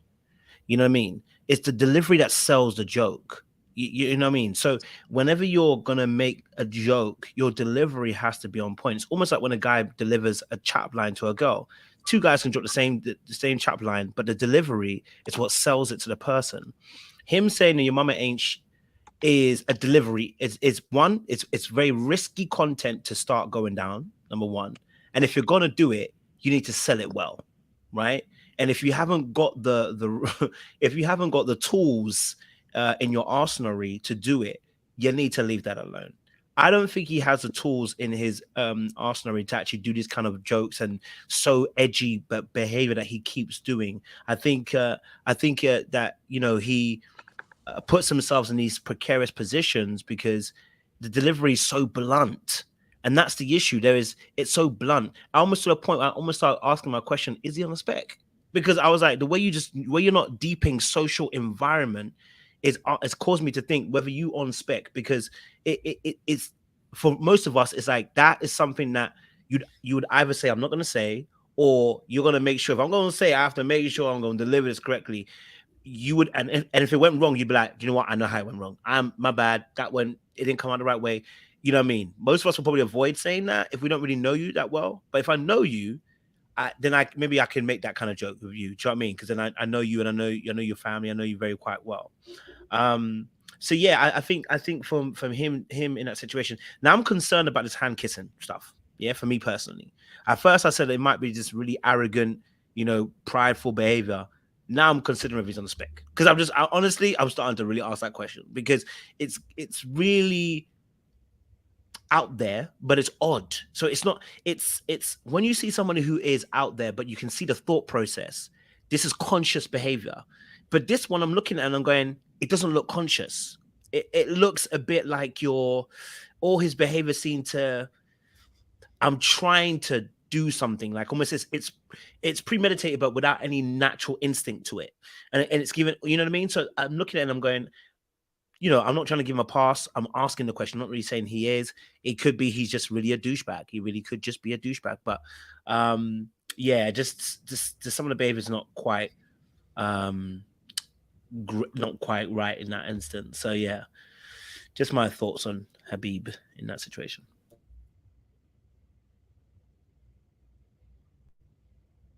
So does he kiss like this because that's his culture, or Like, because I know like some women like are completely clothed. Like, is he not allowed to touch women or kiss women or hug women? I mean, I don't know, or his religion or what he practices. There's no PDA in Dubai.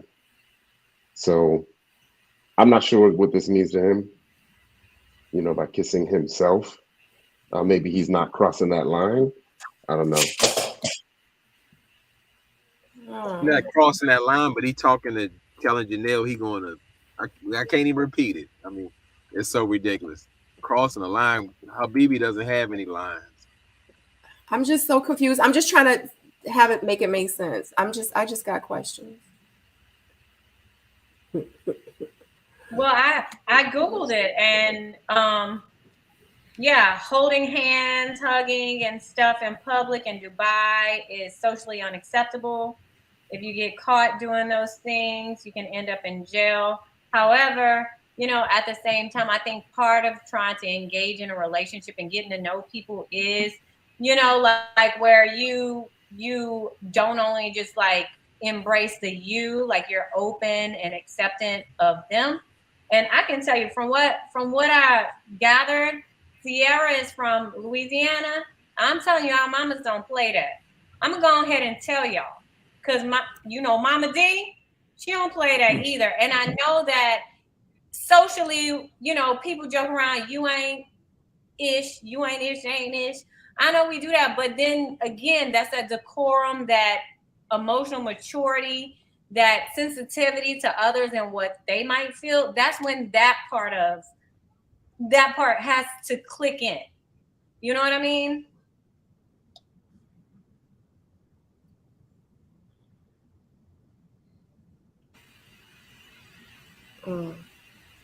Does anybody got anything else to say about Habibi? Y'all, do we know for sure that he is Muslim? I thought that this was just something that a culture thing that he just liked.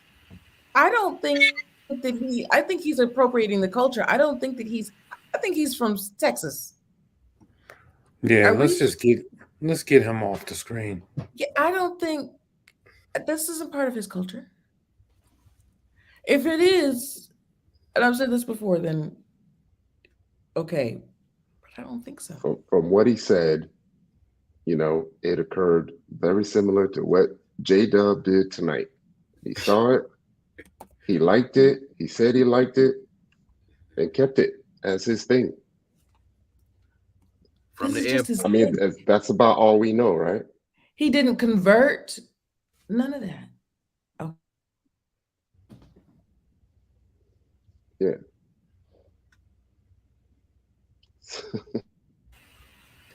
So now we done talking about. I'm tired. Anybody got anything else to say about Habibi? Okay, moving. Oh, what you got? Who, Stacy? Oh, I thought somebody said something. No, I said he's capped. Yes, and that's how we're going way too deep. We're going way too deep. That's how we're gonna end the scene. Yep. So during the time, we're flipping back and forth between the scenes, and we have Lee and Quentin. They have a date, and she pretty much, I mean, it's a good date. Y'all know I really, really like Lee. I really like Quentin. I kind of want to see like where it's gonna go. And she pretty much does ask him, I don't know if y'all want to like touch on this a little bit, but she asked him like, you know, like we pretty much in the same profession, you know what I'm saying? Like we hot, like our bodies look amazing, and we post it on social media. And sometimes, you know what I'm saying, my social media get a little bit of attention, and you know, I just want to know like how you feel about that. So, in recap. Well, So I she thought got that a was a valid question. That's just me being funny, Lee. That's me being funny. Yeah, like I said, I thought it was a valid question because yes, all men aren't. You know how we have to name it. If we have to let men massage on our women and go to sex dungeons, we're not emotionally secure, you know. But again, so we clear. I live in the 80s and the 90s, and I don't want to leave there. And you know, that's where I live at. And we had some things that was you can hold on to. This new world does any and everything that they want and can totally justify it. So I thought it was, again, a valid question, because some men don't like that. Maybe say, hey, I have an issue if you go to the Usher show with, with your backside out. Hey, it doesn't mean I'm insecure. I just prefer my woman not to do that. I want you to have a good time, But I thought, just going back, I'm getting way off track here, but getting back to the couple, I think they should just go ahead and lock in. And normally I don't agree with locking in on Ready to Love, but they are so similar, like their lifestyles. When we talking about they're into health and fitness as their profession. They don't have any children. They have longevity running through their families. Like they have examples of 30, 40, 50 years of marriage on both sides. I just think they should just, like I said, just go ahead and make the pact. If one of them got to go, they should leave with each other. So I'm done. All right. So we almost made it through a whole episode without me saying production, right? But I'm going to say this. The reason why they won't make it together is because they're too similar, right? And they line up too good. And production has to wrench that a little bit. So they have to create the turmoil in there and throw in these different variables. They can't let it be natural. So I promise you, there's going to be a rocky road for those two down the line. They may find themselves somewhere again, but like I said, it will be it'll be induced by producers that they probably just won't. They won't last very long as a couple. That's it. That's that. God damn. Anybody got Kojo? What you got? Paul saying on episode 2 that shit ain't working. Damn.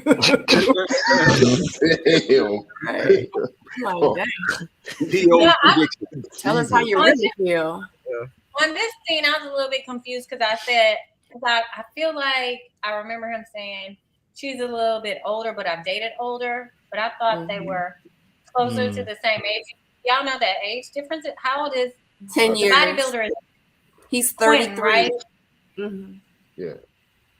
It's a 10-year difference. From him and Aries, but not from him and the last date. What was her name? Lee. Oh, I thought it was 10 years. Oh, so it wasn't? My bad. He and Aries. That's what I was going to ask you. Baby, let me tell you something. Because Aries, baby, let me tell you about that skin glowing. I wouldn't have known. Play with it. Yeah, she's gorgeous. I wouldn't know because I couldn't, in my brain, I was like, who he's saying is older than him? Because these women looking good. Like, I'm tripping. Lee was 34. My bad, y'all. Right. And then Aries is 40. 43. And what's his name? Quentin is 33. So going to Paul's question, production, you're saying that there's going to be something to trip them up. What did you think about the interaction with Aries and Quentin? Because that was the get together beforehand, and they were flirting and everything. Right. And I think he's going to be a hot topic this season. I think that production is going to, get the work out of him, right? They're going to put him around and put him in different situations. That's going to probably, instill some sort of drama between the women. And I think that, that's what's going to derail, him and Lee. But is it me? Okay, I'm going to say this. Every time I see him, he gives Calfani on The Last Resort, the Houston season before mine. Like, he gives Calfani to me. And it's hard for me to, you know what I mean? Because I'm seeing it, I'm like, oh, like this. I hope it's not the same playbook. I mean, if I'm listening to Paul's take on things, and I'm deducing stuff, I'm like, okay, I hope this ain't something like that again. Look, Paul be knowing, right? I'm off sometimes, but I'm telling you, I be reading that stuff, man. It just be that intuition. You know, it seemed like I might be in there with the editors, but you know, I'll tell you what I'm seeing. I feel like a lot of them got their first choice of dates early, and they really got a chance to see if it was going to work or not. I'm also starting to see like there are some connections brewing early with people that have obvious matches with each other. I feel like in the end, the thing that may trip him up is the fact that he could see that Aries is a good woman. But this is just my opinion. I feel like in the end, he most likely won't be able to pull the trigger on a relationship, right? Because Lee got a lot of numbers, and that's not easy to take for a lot of men. You know, she got a lot of numbers on the gram. You know, he likes her. He made it clear, you know, from day one. I was anxious to see where that was going, but I believe in her confessional, she mentioned she was feeling Marie too, and you know that kind of threw me off for a bit. But Why that you throw you know, off? it is what it is, huh? Why that throw you off, I Ty? forgot Maria was there. Say that again. Why did that throw you off? I didn't see any Mm-hmm. evidence of them chatting it up or liking each other or feeling each other. Oh, was You that the know, reason why? Mm-hmm. yeah. Yeah, man. You try to be funny, man, but I got all the clips. I got all the clips. I've been seeing them. I tell you who got the most clips, who been with who, all that. I'm not saying anything, bro. Yeah. just Go ahead. one quick programming note. Just want to let everybody know I'm going to be checking out here a little bit early today. You know, I know Ty and J Dub, you know, you'll probably miss that camaraderie and me disagreeing with y'all all day, but you know, as always, next week. But 100 sightings, you know what it is. I'm about to get out of here, but I'm gonna listen to y'all on the YouTube side, and I'll probably, you know, be typing in there. So Hold up, Po. You never leave early. I know. You got a dime shorty over there. No, Let's I go. got to go pick up the kid from the airport. Okay. Yeah. Just check. You always stay late, so Yeah, I know. You know what I'm I had saying? to check Yeah. on you. If you Yeah, had that dime shorty over there. So, nah, ain't no time shorty over here today, man. You know what I mean? And you know you can't leave. And look, you know you can't leave without me saying it. Look at that man. Good daddy. 850 credit score. I can smell you all the way down here in this Houston heat. Oh, we need you to come walk through these streets because it's funky. Right on. All right, y'all. all right. All right, I'll see y'all, man. Good night to you, folks. All right, good peoples. See ya, P.O. Thank you. Did anybody talk about the lady? Which one of them ladies said that wasn't it this episode where she said he don't like black women? That was I didn't hear him say it. That was Kira. Kira. What? Okay. Help me remember. Kira is the cheerleader. Is that the cheerleader? White boots. Okay. How y'all feel about that? It felt like that's how rumors get started / witch hunt. Because I didn't hear him say it, and you know that's a strong charge to put on him. Meaning like he's just exclusively or isolating. He just wants snow bunnies, but they had no proof. So Yeah, they went to the replay of him on day one, where it was Tequila that asked him if he was feeling anybody, and he said, "Honestly, I'm not feeling anybody right now." Right. And to me, it just seemed like he was just trying to be non-committal because it's day one. Right. But if y'all, but he didn't want to just say her. He didn't want to say, I'm not feeling you. Right. But there's definitely people he's feeling. Go ahead.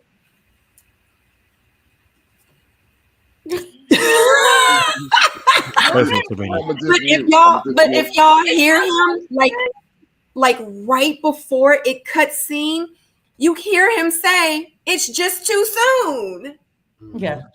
We played it back on Coach Joe's show, and she said, "Are you feeling me?" And he said, "I'm not feeling anyone yet." And I think he did say it's too soon right after he said yet. Right. And she didn't like that. And so and then also I saw somewhere that they saw on his phone a picture of him with his clients who happened to be white. So they just ran with that. Girl. Like his refrigerator? That's so crazy. No, because he's a trainer. Because he's a trainer, so I think that his social media is built around what he does. Yeah.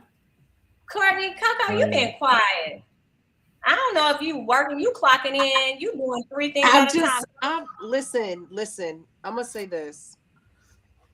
I think he did the right choice by answering Taquilla's option, because you're not going to tell anybody on the first day it's not you.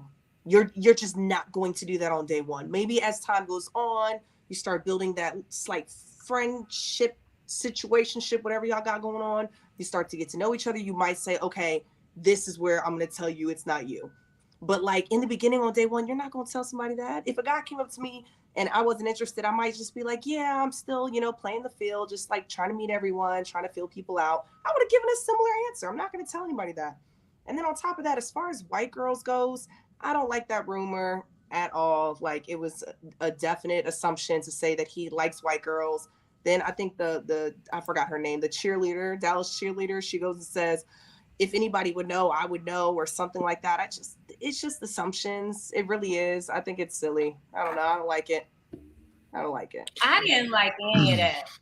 I'm with you. I didn't like any of it, because like I didn't even like the part where it's like, if anyone should know, it would be me. Like I didn't, because I'm just like, we just women. Like we don't need to make it like, right. We don't need to make it like, I don't know. But I'm saying, what was her point in saying if anybody would know, it would be me? What does that mean? Why she would said you? Personality. She said personality wise. Yeah. I just cannot based off of her being around a whole bunch of white cheerleaders, predominantly white cheerleaders, like based off of what? Like that's such a rude thing to say. And I'm just like, that's not even fair to say. Like it's not fair to just be discounting our white counterparts either. Like that's not fair either. Like that's just uncouth. Like that comment was on the level of what Janelle was saying.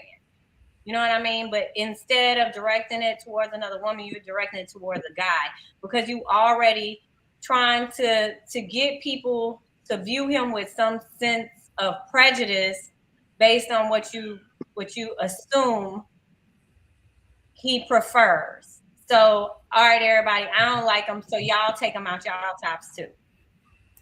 So I don't know if y'all follow him on Instagram really quick. I follow him. And he posted something on his story the other day. I think it was on Friday evening or Saturday, something like that. It was after the episode aired. And it was something to the effect of, I'm a black man that dates a black woman that wants to have a black baby in a black house. Like he was basically kind of going back towards the episode. And it was like a meme or something like that. But it was him saying like, I'm a black man that dates black women. Like, let's dead that right now. And he posted that on his story. So if I can find it, I promise I would show it to y'all, but it was literally Friday, Saturday.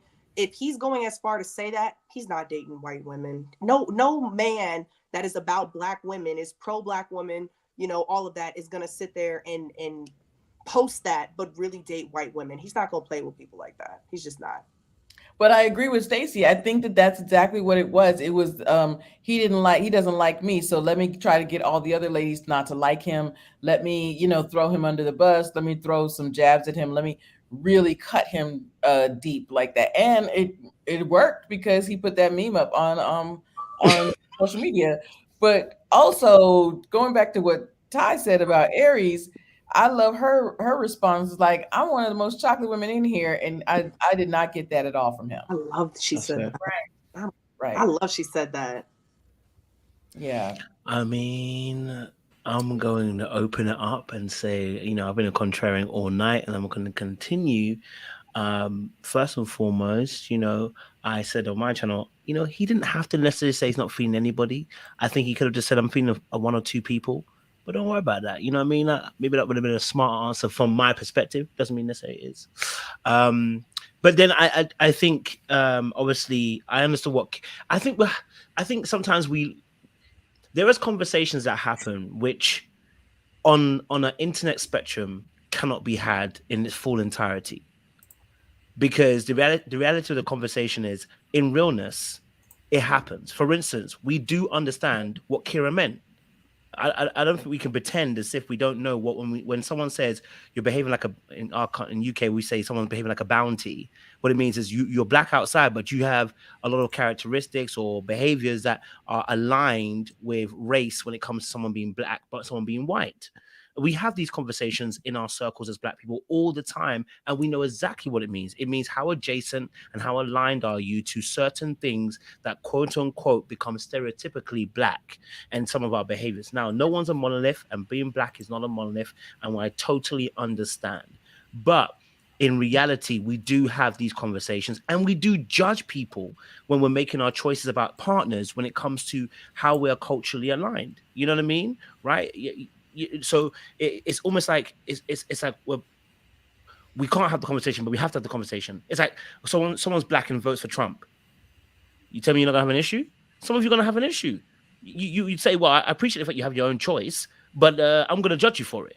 We have these conversations, and they're not necessarily always had on the net because it can be very difficult to have them. But in real life, we make these judgments. So when Kira's saying, I'm the closest thing to being white, I knew exactly what she meant.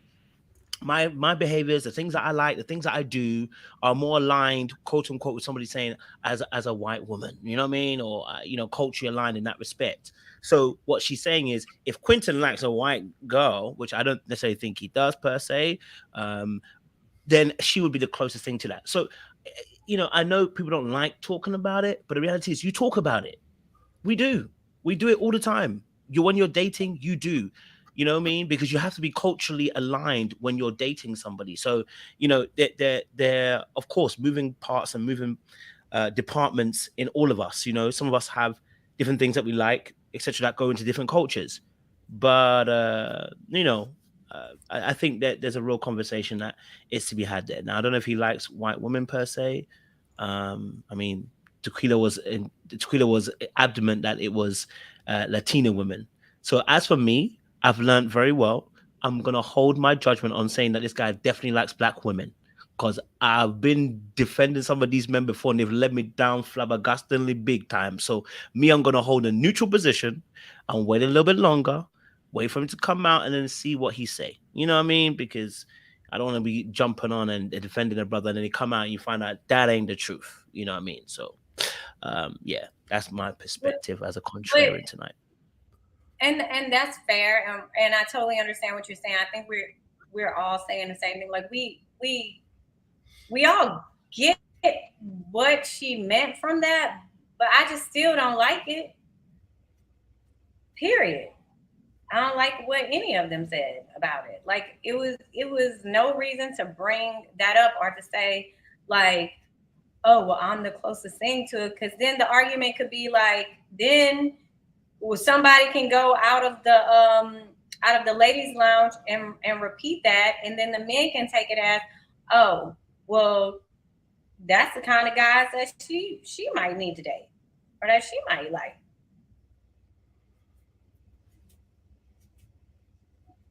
Because if that's your proximity,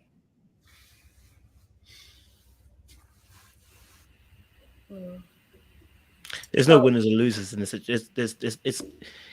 Unfortunately, it's being said in the lounge, and I think that's the biggest issue. I feel like I feel like that. Okay, first of all, we know it was a very coded message that she was putting out there, And I feel like in the same way that you just said that can be held against you and make it look like to these handsome Black men that maybe Mm. they can take it the same way. I mean, listen, I get it. Listen, I talk with this particular accent, and I can get called. Well, you might be a little bit more white adjacent. It happens. People make judgments, and I think the biggest issue is that it's been spoken about on TV on a lounge. That's the issue. But these conversations happen, like it, and that's why for me, it's like I don't want to make it as if like it's the most crazy thing that the woman did. It's not, because we all have these conversations. Brother was like, "Yo, brother, I think she's cool, but you know what? The way that she moves, yeah." I don't really. I see how she was in a particular culture. I don't look when I want to date somebody. I'm going to be very honest with you. I'm judging this. If I see that you have far more white friends, we probably might not have the same things in common. I'm going to talk to you, but we might not have the same things in common because the way that I live my life and the way you live your life, we have two different ways to see things. I don't want to pretend and be like, well, just because you're Black, I'm going to be okay with it. No, we got within that there is culture. There is underneath those things. Even as a Ghanaian marrying another Ghanaian. Marrying somebody who's born in Ghana is even different to somebody who's born in UK and then Ghanaian. So naturally, there are going to be these differences. And I think it's touchy because we said he's Black, but he's white. That he likes white women. That's where it's touchy. It's whenever it's Black and white people, it always becomes touchy. But I think there is a real conversation when it comes to dating that you are going to consider the culture of the person. You know what I mean? Like so maybe it's it being said on a lounge and being said in public. That's where the issue is. But in reality, I'm a real truth. It does happen. You know what I mean? So, we do that. Another question would be, what did Quentin do or say that made her feel like he dates white women? Where'd she get that from? How did the topic even start? What happened behind the scenes or on camera? Y'all, the cast members of Ready to Love, we know we'd be sitting there 6-8 hours and you guys only see 60 seconds to 120 seconds. So what happened in those other 6 or 7 hours that didn't make it to film this early on episode 2 that made you feel, because you know white people that much, girl, what did he do that made it seem like he dates white women? I'm curious. She kind of said it. She was like, well, because he and I had a talk. But what was the talk? What did he say? That's what I'm asking. What did he say? Oh, she said that he likes Latino women. I think it was personality-wise, and then Tequila co-signed. Y'all talking about two, but these are two different people are making this statement. So y'all are saying that one, to my understanding, I didn't see Tequila say this at all. I just heard people mention it. So on one hand, you're saying Tequila said that he dates Latino women. Then on the other conversation we have, what's her name? Kelsey? Kira brought it up. I don't remember the reason aside from the personality. Kira saying that this is who he dates. So I'm one, she's saying this is who he dates. Was it based on something or based on how he acts? Because she said that's her proximity. Like that, I know this type of people, this entire racial group. I know them better than anyone else here. I think she was just kind of talking about her feelings, because she said she got the feeling Red may be from the streets, and then Tequila co-signed by saying he wasn't feeling any of the beautiful Black women in the room. Mm-hmm. And that's all they really had to go off of. Mm-hmm. Until Lee was like, well, he's feeling me, and I'm the chocolatest one up in this joint. I don't know nothing about the Latinos unless I was something else. I just wish, like, for me to give like proper, like a proper, I don't know, opinion of this. I would have rather, like on all the other seasons, mad stuff was caught off camera. Y'all know, in all our sidebars, conversations, there's cameras rolling. We can hear it all. So for me, like, so far, episode 1 and episode 2, it's like extra things being said, but I need to see it or hear part of the conversation or something, like, and to be fair, like, I'm not gonna discount what someone heard or what they feel either. I didn't personally like what you said, but I wasn't there, so I don't know what your experience with this person was, with Quinn was. But for me, I just feel like, where's all the extras that we've gotten these past couple seasons, where we have a little more insight as viewers, where we can formulate this. Like right now, it's a lot of he say, she say, and judgments being made based off of that. Where did y'all hear he dates Latinas? Is that what That's someone in the chat just said that? Tequila said on an interview with Crystal. Okay. So we have to wait for. I'm not saying she's right, by the way. I'm just saying I'm holding my reserved judgments of saying I'm defending him or I'm going to be against it. I'm just saying I'm just reserving that right now. You know what I mean? I'm not going to go full gun ho defending him because I've been there and done lost out. So I'm going to hold my judgment and hold the line and be like, I'm open to whatever. Let's see what happens in the coming few weeks and see what he does. You know what I mean? And there's nothing wrong with him having a preference for anybody, any other woman, and saying I'm open to black women. I don't think there's a problem with that. If he genuinely is open to that, that's up to him. It might not be his first preference, but he's open to it. I personally think that's cool. That's you. That's you. You know what I mean? Like if you're open to it genuinely. I guess because, all right, on Sabrina's season, Sabrina, Courtney, Ty, on y'all season, we heard a lot. You know, we heard that was a voiceover. We heard like all kind of commentary to fill in the blanks. So I'm just like missing some. I guess for me, I guess that's what it is. I guess that's my only issue here. That's fair. Ain't easy out here, baby, in these streets. Maybe he likes a very specific black woman. I don't know. Maybe. I'm just saying, like, he could like a very specific black woman. I like a very specific black man. So, you know, I like him a little chocolate, you know, like a little chocolatier. So he could be looking for a very specific black woman on that show that he might like. Just saying. Meanwhile, while y'all talking about what somebody saying, somebody liking Latino women, and my daughter just brought me some chamoy candy she made for me. She wanted me to tell y'all she dropped me off some goodies and she made it herself. What goodies? We're cultured in this household. We got a proximity to everybody. Play with it. We well-rounded. So how y'all feel about this incident with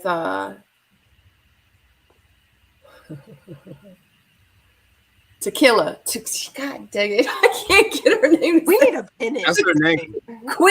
Tequila.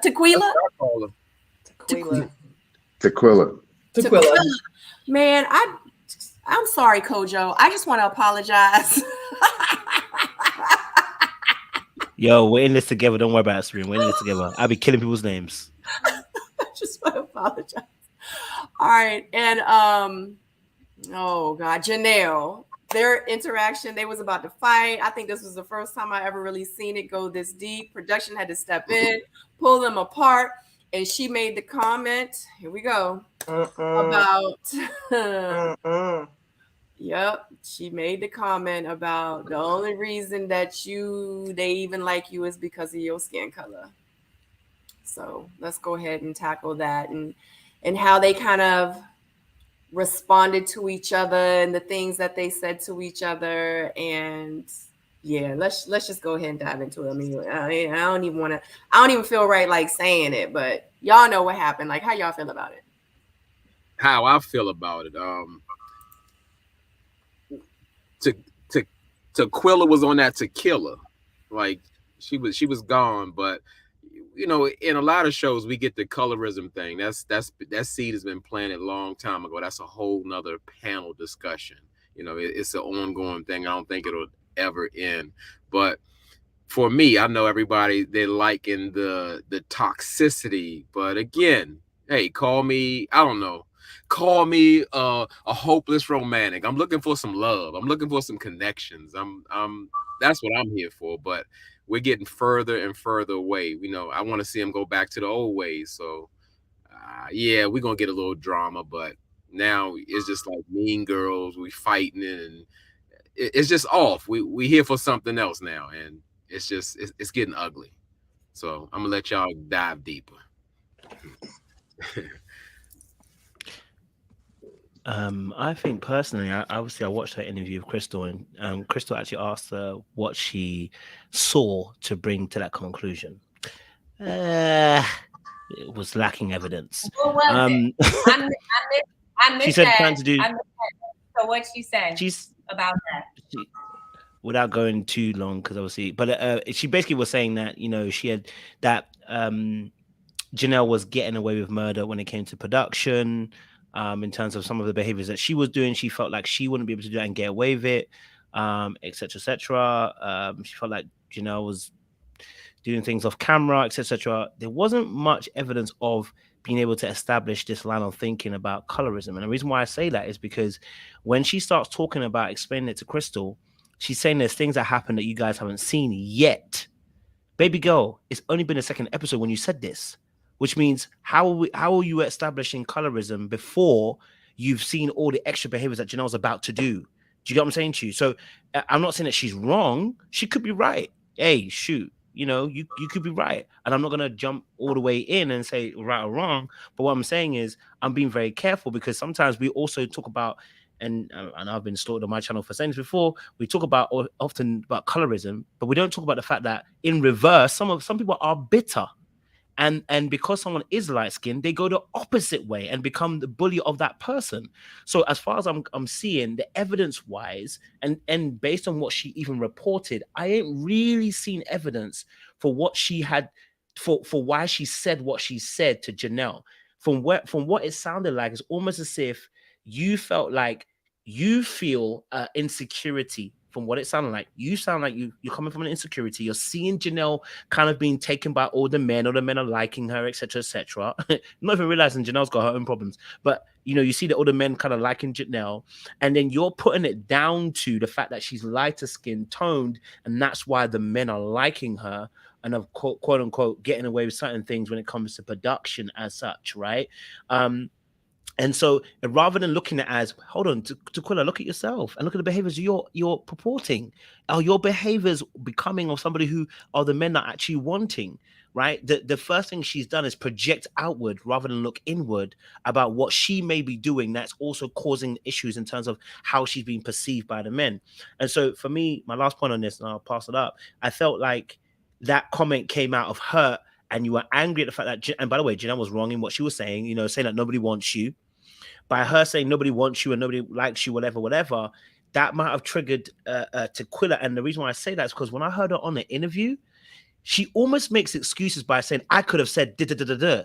When people say, "I could have said much worse," or "I could have said this," it tells me that, sis, you know you're in the wrong, and you know that you got a foul mouth, and you could go further. Which means that you're not really sorry about what you said. You kind of just said it in the heat of a moment to try and jab at her as well. And I think your insecurities might have been playing, but I'm not going to rule out what you're saying about colorism. I'm going to keep myself open, but it does feel a little bit like you were jumping the gun, because we've only had 2 episodes when you said that comment. You didn't say this in episode 8. You said it's in episode 2. Well, do you think, okay, based on that, and thank you, Kojo, because I didn't see it yet, so I didn't know. But is she like, maybe it's like, did she mean pretty girl privilege at that moment? Because a lot of the guys from, you know, were really attracted to her. So was that what we were talking about? And not necessarily the right label at that moment? I'm confused. I'm in confusion. For those who don't know what pretty girl privilege is, it just means you're pretty. Period. Pretty girl privilege, because I know some people are going to ask. I literally had this conversation the other day. Pretty girl privilege is you are pretty, period. Like, I agree with you, Stacey. I feel like it was more so pretty girl privilege. You know, I don't see I don't see it in episode 2. We literally shot episode 2 in the same week, y'all. Like episode 1 was in the same 7-day period as episode 2, and you probably only saw the cast members once on arrival day for the 12 hours that you were there on the first day. And then the second time you probably saw them like at a brunch, which was episode 2. So if in 48 to 72 hours, you already feel like there is a colorism issue, that screams to me a bigger problem, like a way bigger problem. It was definitely the very next day. I think, was there a comment when they were asking the guys who they were feeling? And I believe it might have been Mario. Was it Mario or someone else who, and correct me if I'm wrong, he didn't know her name, but did he say like the light-skinned one or something like that? And then someone else had to say the name to remind him. I could be wrong, but maybe that. I can't speak too much on the colorism thing. Like I was trying to figure out exactly why they were saying the things that they were saying. If you watch it, the video is just choppy. The cutaways are choppy. You'll see that there's some staff already in the room before the fight even breaks out. You know, there's people already in the room. And then when they cut away, some people are on the other side of the room. So just in that split second, it's too much that could have happened. It's too much that they cut out. And only thing that we're hearing is just responses to things that were said, you know, and not exactly like a back and forth so we can get the full discourse, right? So we're just guessing off of, you know, the things that we're seeing that production put together. So it was really difficult for me to piece that together, but that's all I got from it. It's just a lot of cutaways, production in there real quick. Sierra getting the room warm. You know, I felt like they were warming us up for that because Tequila's first words were, you know, if they like drama, if it's about drama, they'll like it here, right? Those are the very first things that she said in her confession. So if y'all remember day one. So I don't know, maybe that was part of it.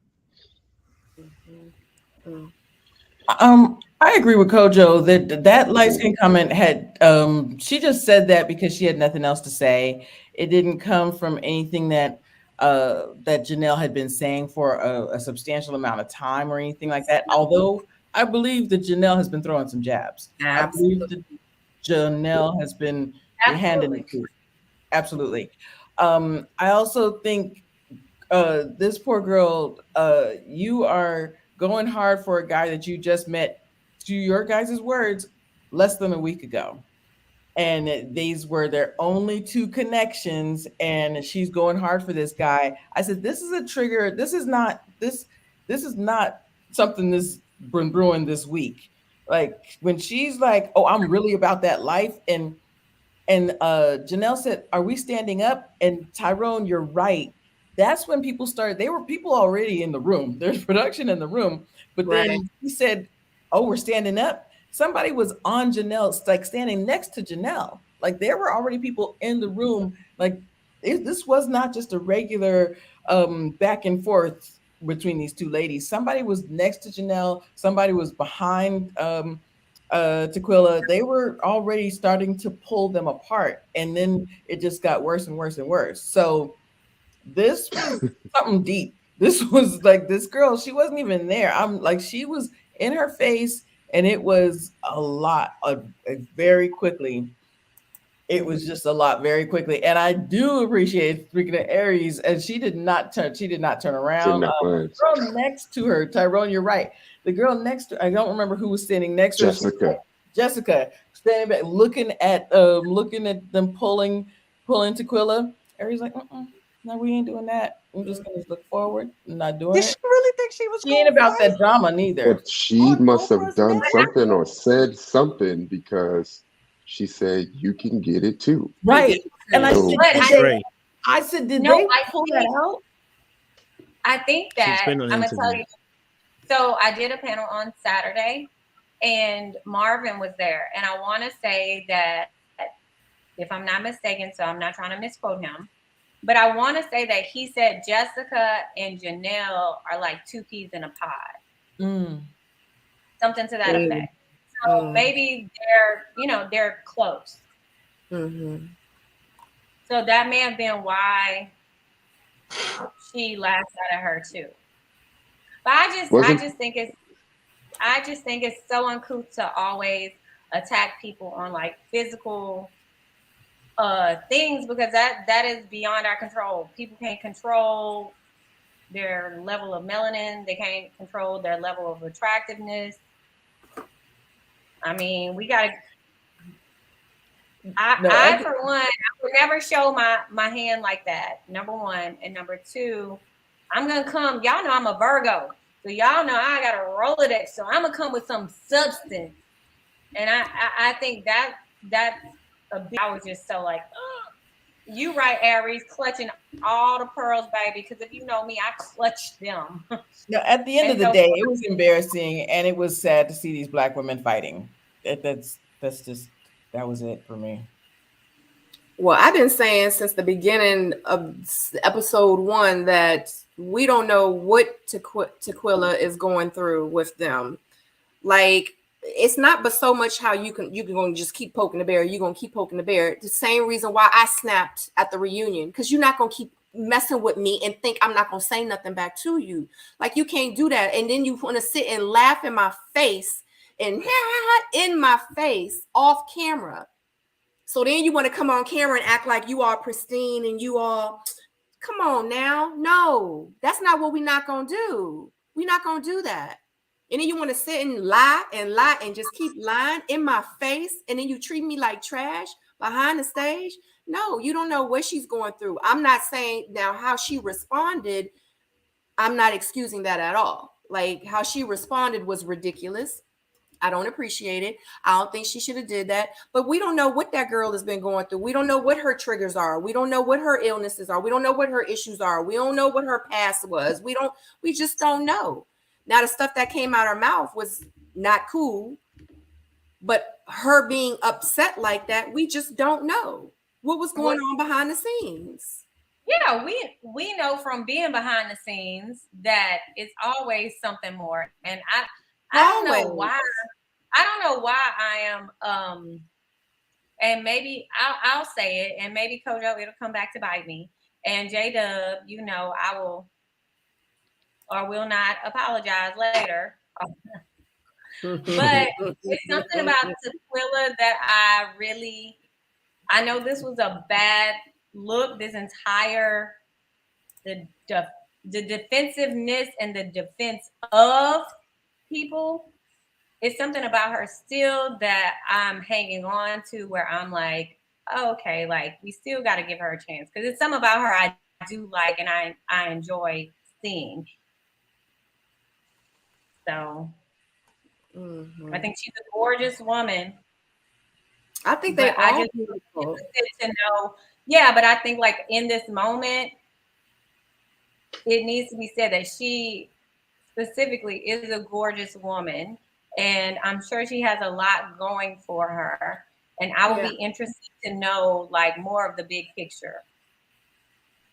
Yeah, and plus you don't know. And I haven't seen anything extra. I haven't seen any extra social media. I haven't seen any extra interviews about it. So this is all I can say at this moment. Hey, Marcia. I think she just don't like her and wants her gone. We touched on it earlier when we mentioned, Janelle trying to bring someone down. And it started, when Tommy finally went off and asked, like, who would do something like that, and they could have just left it at that, and been done with it.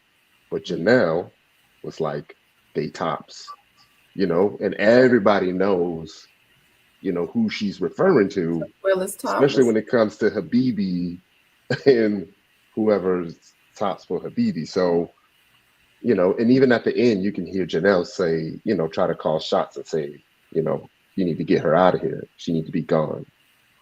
Right. Mm-hmm. Mm. I have a question. No, I have a question for Tyrone and SJ Dubs. And did you remember when Tequila said to Janelle, when Janelle said, you know, this is what Habiza said to me, and that's why I want him out of here and all of these things. He said, Tequila said, it's the energy you give him. And that really rubbed me wrong, because I'm like, let's play devil's advocate. Even if he did rub you the wrong, or even if I gave him negative energy, he still should not be talking to me like that. So I just feel like, you know, yes, Tequila, we should be, you know, I'm glad she's on here. She's a beautiful woman and all these things, but Courtney said earlier, like she's not reading the triggers. She's not, well, not reading the triggers. I'm sorry. She's not, you know, he's not a good person, but she's just really vying for this guy. Do you remember her saying that is the energy you give him? Yeah, I remember that, but I also took it as Tequila's way of bringing Janelle down and saying Janelle's not a good person, you know, and basically saying, hey, it's what you're giving off. Yeah. Yeah. The way I see it, yeah, everybody has a different view on people's personalities or miscues or whatever, but I don't come from that perspective. Just because someone is beautiful, they have successful businesses and they got a lot going on. If you act ugly, you should be held accountable for it. None of that stuff matters. So yeah, they donate money to the children for Christmas time and all that. We're not talking about that. We're talking about the ugliness that you're displaying. You know, that's all I'm going on. And it was ugly. Yeah. Mm-hmm. Kojo, did you speak on this? What the situation with Jim Janelle and Tequila, the I guess fight that they almost got into. I mean, listen, look, I get it. I mean, I can understand where Tequila's coming from, and I can understand where Janelle's coming from. You know what I mean? If you stand up, that's fight and talk. I don't care what I said to you. You stand up, that's fight and talk. Now the jabs going between the two of them, I do understand as well that how much can you take before you're willing to, you know, you had enough and you want to stand up for yourself and you want to let the person know enough is enough. And so I got both their perspectives. Now Janelle, we know, has been doing little jibber jabs here and there with the ladies. So, this has probably got to a point where it's just like enough's enough, for Tequila. And actually on her interview with Crystal, she said obviously that there were other jabs that were being made. It was consistent, not just Janelle. Actually, Janelle was joined by Jessica in that situation, that they were both kind of being a little bit cheeky in the lounge, especially with her as well. That's how she felt. So I can also understand that perspective in terms of why Tequila, went at them eventually, and stood up for herself in that sense. I think it's been a long time coming. Like Ty had said, the people that were there were in the room already. That's madness. I've never seen that. I don't think I've ever seen that in an RTL show. It's been 8 seasons or 9 seasons, whatever. I've never seen production ready at the go. Not reunion, not normal the show. Like, it is weird to see them already primed and ready in position to be there, which tells me that this is actually much worse than we're actually seeing on our screen, because y'all are ready. So there's obviously there's been some behavior that have been happening before we got what we got as an edit cut on the floor, and there's been some madness. So yeah, I think as we see the season progress, we're probably going to see a lot more of them fleshing out that story between Tequila and Janelle. But definitely it must have been really bad if the production team are on the floor. So yeah.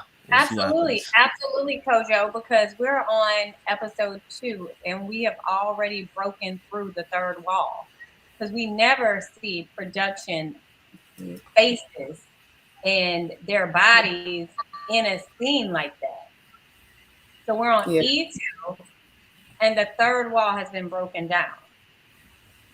That just means that they were going at it for a while and they were already in place just in case something was going to happen. That's all that was. Courtney, you were about to say something, but did you speak yet? No, I did, but I'm just, y'all, this is, I think coming from a cast standpoint, I'm trying to emphasize this. They have been filming no more than 48 to 72 hours at this point. Exactly. Like, we literally, I'm going to tell y'all, Tyrone, Sabrina, right? We all filmed on the same season. We did the first episode on what, a Saturday? Day one, yeah. Day one brunch. was on Saturday. Hold on. Brunch I'm gonna been... paint the picture for the viewers.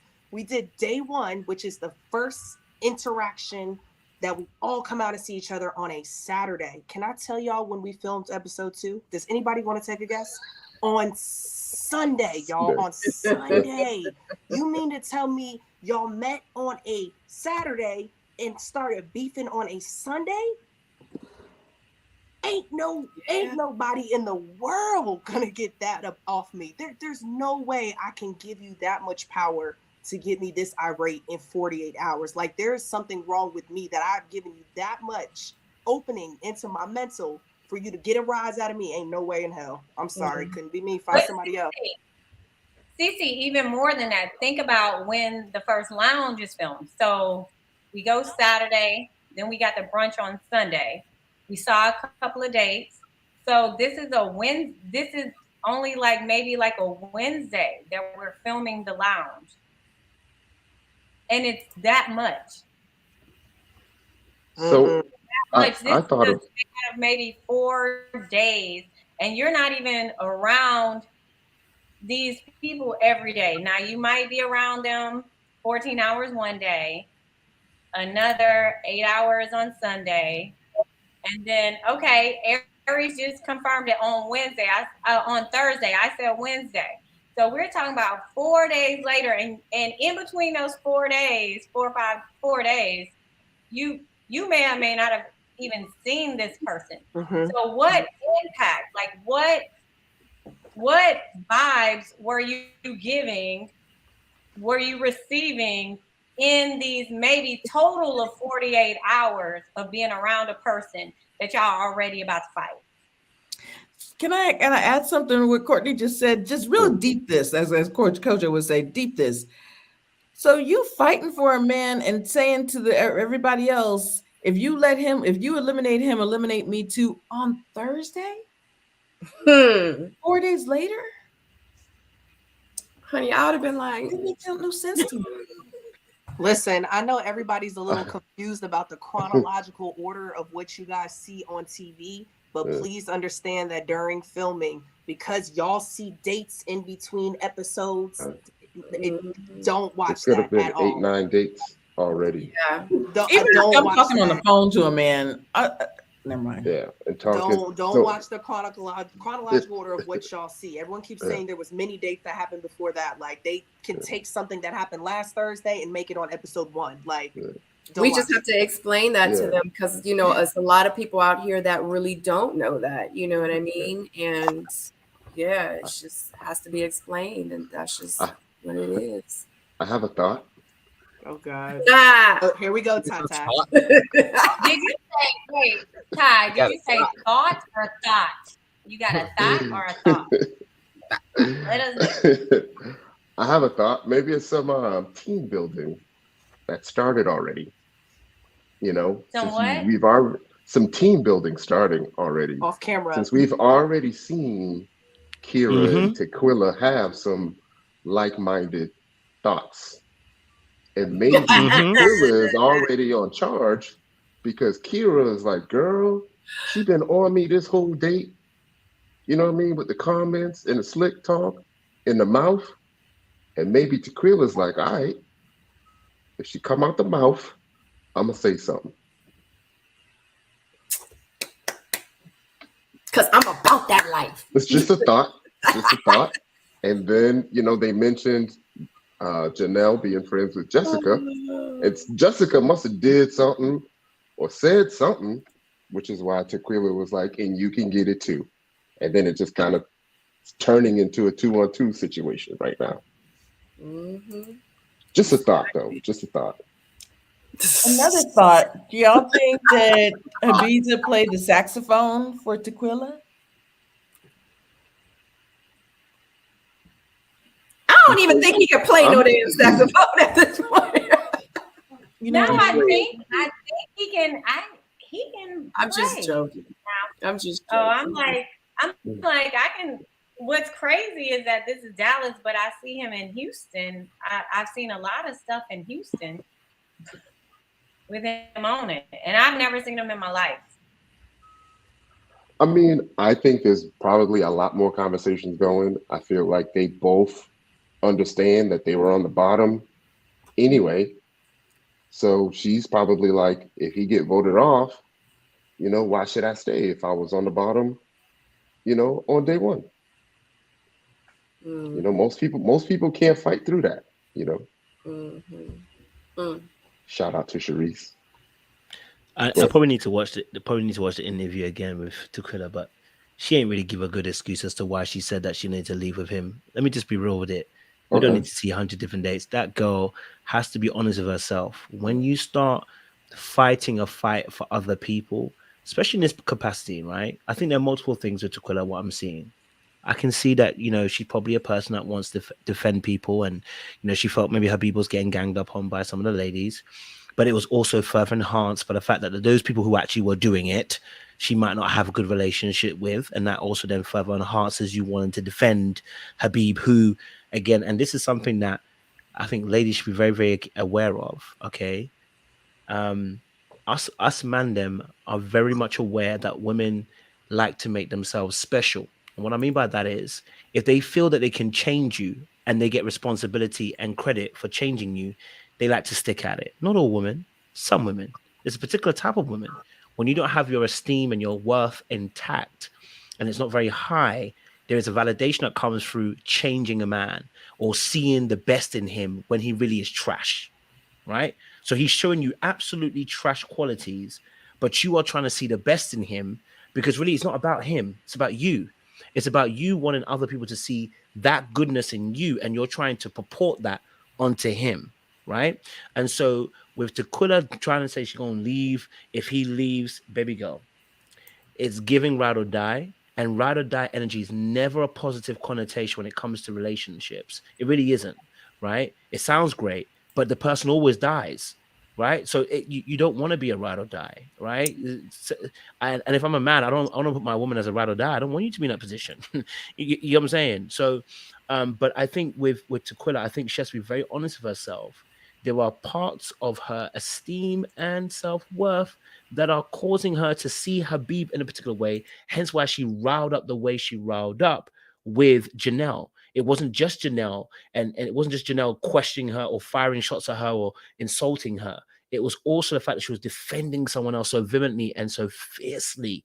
And that, for me, tells me that Tequila might not have been covered herself in her younger days. And that's why she's been such a fighter for other people. You know what I mean? But now you need to look at, who am I fighting for and what reason it be?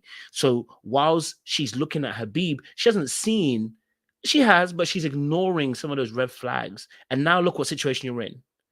Right now, look at the situation. You're now in a fight with Janelle, which, of course, you might have had an argument with her anyway because of the way she was commenting.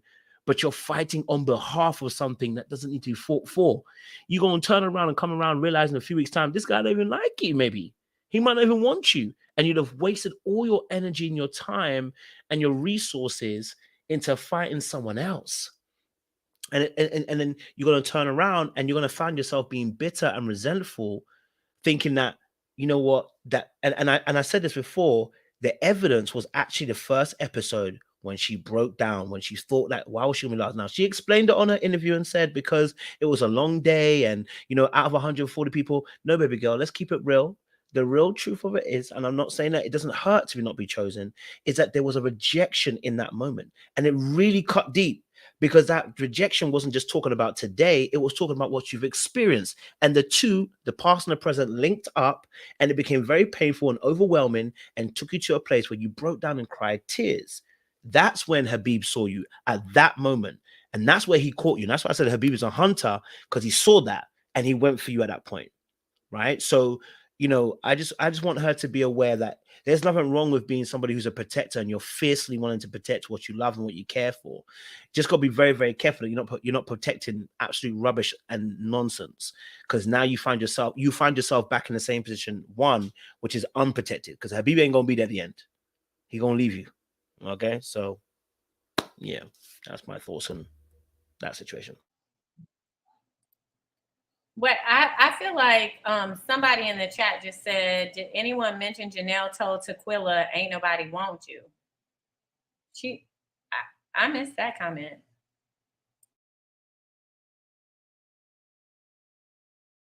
And Sabrina, I had a question. So just because we were talking about this so at length, if you are Ty, do y'all have any stills from the lounge when all this was going down at like the faces? Because I'm interested to see all of them, like how everybody was looking when this went down. I just want to see like facial reactions, like, yeah, she right, or what the hell is going on? Like I need a reminder right now.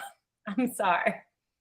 And also, I just want y'all to know, I want y'all to give J-Dub some grace because he's joining us. I know they're having a power outage, and so his dedication is coming from the car. So if y'all can give our good brother J-Dub a little grace for being here with us and offering his good words too. Okay, I appreciate that, Stacy B. I'm going to sign off for the whole car just cut off and break down. You know, I don't have no more emergency power. Computer about to die. Light went out. All that. So, you know, that's a good time to sign off. I appreciate all of y'all. And again, you know, I do this for y'all. So I'm gonna go in the pitch dark house. So I appreciate y'all. And have a good night. But he still got them chains on. We can't see you too well, but we can see that glisten from them chains. 3 chains. It's 5. It's still capped. Let me take it off. Yeah, phone. So I can go there. Yeah. But they still making heavy. But they still making that heavy noise like it's real. Thank you, J-Dub, for joining us tonight. We appreciate it. All right, signing off. Good night, everybody. Bye. All right. Sabrina, in that still, you can see somebody tending to leave. So you know they was in there for a while. Oh, yeah. They've been going at it for a little bit now. Absolutely. And I know we see some familiar faces too. And if they get in it, then, you know. Yeah. It's deep. All right, guys. Oh God, y'all want to give y'all's last thoughts on this episode? Golly. Wait, before we go, okay. Can y'all put the reactions of the other ladies up? That's what I was saying. There was no reactions. Yeah. Oh, okay. There was no reaction. I feel like when I was watching it, and I can't say I just saw a lot of people just kind of sit there. Like, I feel like, and I'm gonna say this, and I'm saying this just based off my memory, because I felt like the way the ladies were looking was like shocked but not surprised, and that's the only reason why I said that, because I feel like everybody was like, yeah, because it had probably been going on for a whole 45 minutes or so, or it's probably been going on the dates, the group dates, when we not backstage, you know, when we in our little room waiting. And yeah, like, think about it. Think about all that time that we have with each other, not on camera. Think about it. We spend more time with each other off camera than we do on camera.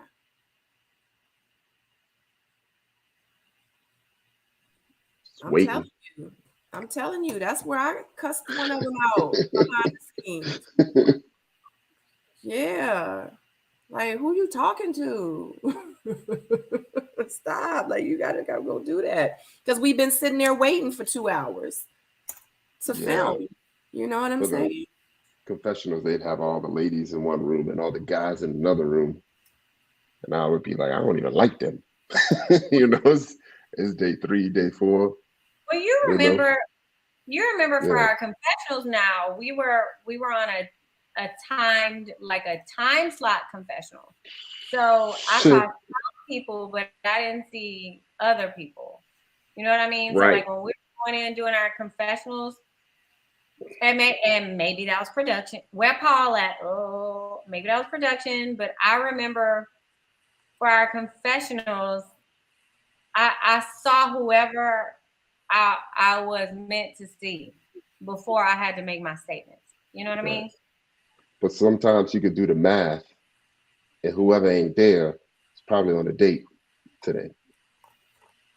Mhm. Because we was all going to the same place Right. all the time. Mhm.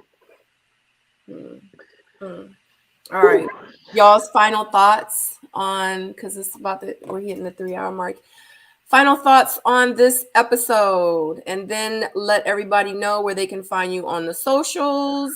And yeah, that's pretty much it. And tell them who you are, where you from, if you're single, if you're not, if you're looking, if you're dating. No, I'm just joking. Don't do that. All right, Tyrone, work around the room. Tyrone Wilson, Ready to Love DC. I did put a review out today. I did locate the new guy for next week. Ooh. He's in 3 shots. There's a new guy next week. There's a new woman next week.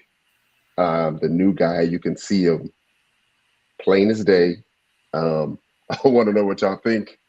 I think there's still potential for them to have some good relationships that come out of this. Hopefully at the end, at a minimum, they can still be cool. They can still be friends. I think quite a few fellas is going to drop the ball.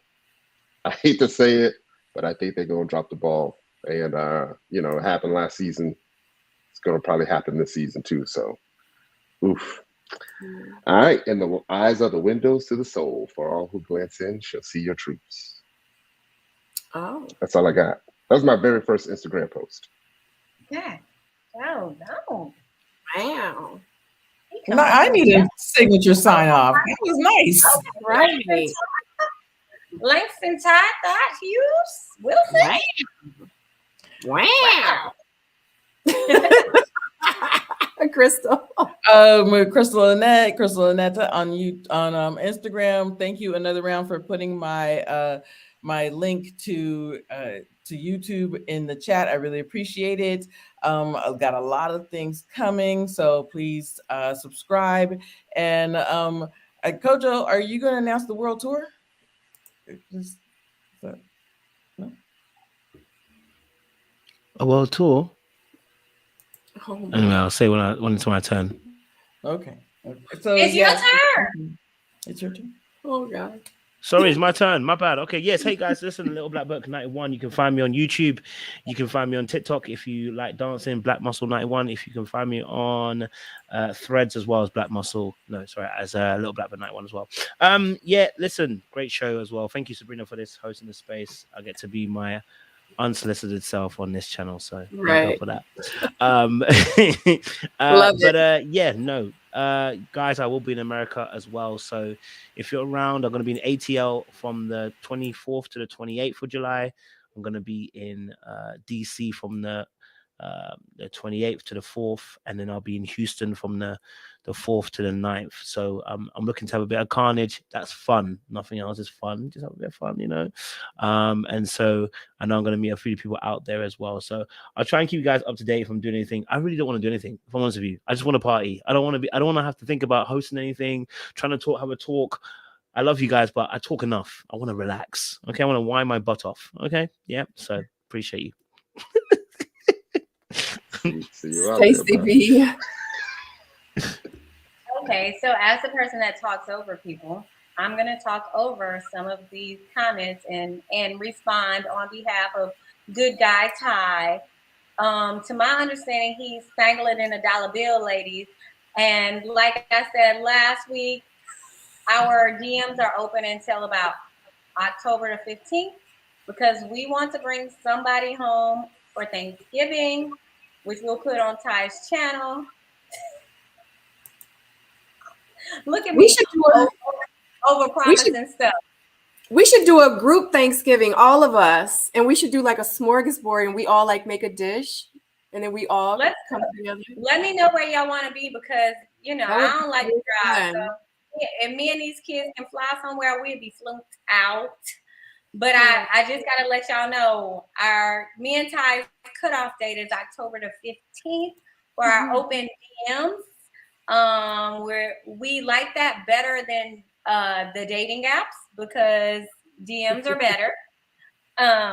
But I'm Stacy_B on Instagram, because y'all know my mind be going in all different kind of places. So I got streamlined stuff. I had such a great time tonight, Sabrina. But as y'all know, it's only episode 2, and I done clutched my pearls so hard they broken, baby. So y'all just continue to pray for me. Y'all just continue to pray for me right now, because this is a lot for me. And I'm really trying here. I'm really trying with all of this here. I can't even bring statistics, because all of this stuff is unfounded. We're in uncharted territory right now. Right. We are not in our lane. Yes. Yes. And shout out to the proximity to whatever, because like I said, baby girl, she came back and she was like, "Mommy, did you tell me I made you the chamoy candy?" So my baby girl made chamoy bags. You know, it's like a spicy Kool-Aid pickle, but candy. If you get what I'm saying. Because you know how Kool-Aid pickles are sweet, but it's like a sweet and a spicy, you know, with a little tahini. Because you know this is a little tahini, because I'm over here in Houston. So y'all know what it is. So we got a proximity to everybody, because we don't discriminate over here at all. And I will go ahead and say, since sis wanted to say that tonight, I just want to say, we always like stigmatize our Black men for dating outside the box and coloring outside the lines. And it's totally okay for Black women to do the same, because if you can't find what you're getting or what you're used to, hey, do something different. It might not bite you. That part. Oh, Sabrina, wait. I think no, only because I'm thoughting it right now. I think Cece's computer died, so we didn't say bye to her. So before you go, can you let us know about Cece, like where they can find her? And we are so happy she was here tonight. So what I'm going to say with that is shout out to Another Round. It's my soulmate. That's my girl. That's my sis. She's also part of the panel as well, but unfortunately she had to work tonight, so she couldn't be here with us. But you can check her out on Kojo's panel from last night. Now, there she goes. She's actually in the chat, posting all of our Instagrams and our YouTube channels. So definitely just go back to the chat. She just recently posted them. She's posting everyone's, like, it's J Dubs, Courtney's, PO's, the ones that's not here right now. So definitely go back and follow actually all of us. And tonight was a really, really special night, because with all of us that have YouTube channels, we were all streaming from our own channel tonight. So you guys probably saw me putting like a lot of the comments, not even on my chat, like in others' chats from others' channels, like Crystal's channel and Tyrone's channel and Kojo's channel. So I was putting those comments and stuff on the screen. So just to say that if you are on their page viewing from their channel, make sure you click that thumbs up for them. Okay. We all love to support each other. So this was a fun thing. Literally, we were streaming from Crystal's page, Tyrone's page, Kojo's page, my page, it's J Dub's page. So definitely, and if you are new here on any of the pages and channels, definitely don't forget to subscribe to our channels and just support, because that's what we do here in our little YouTube circle. We try to, support each other. We have mad love for each other.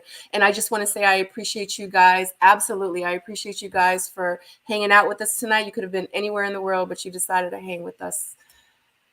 reviewing this episode. I don't know. Do y'all like, are y'all glad that we have reviewed? Like, I think I'm glad. I don't know. Because next week I might have people. I don't know. Because I'm feeling, anyway, love y'all. Bye. Baby, I'm here for my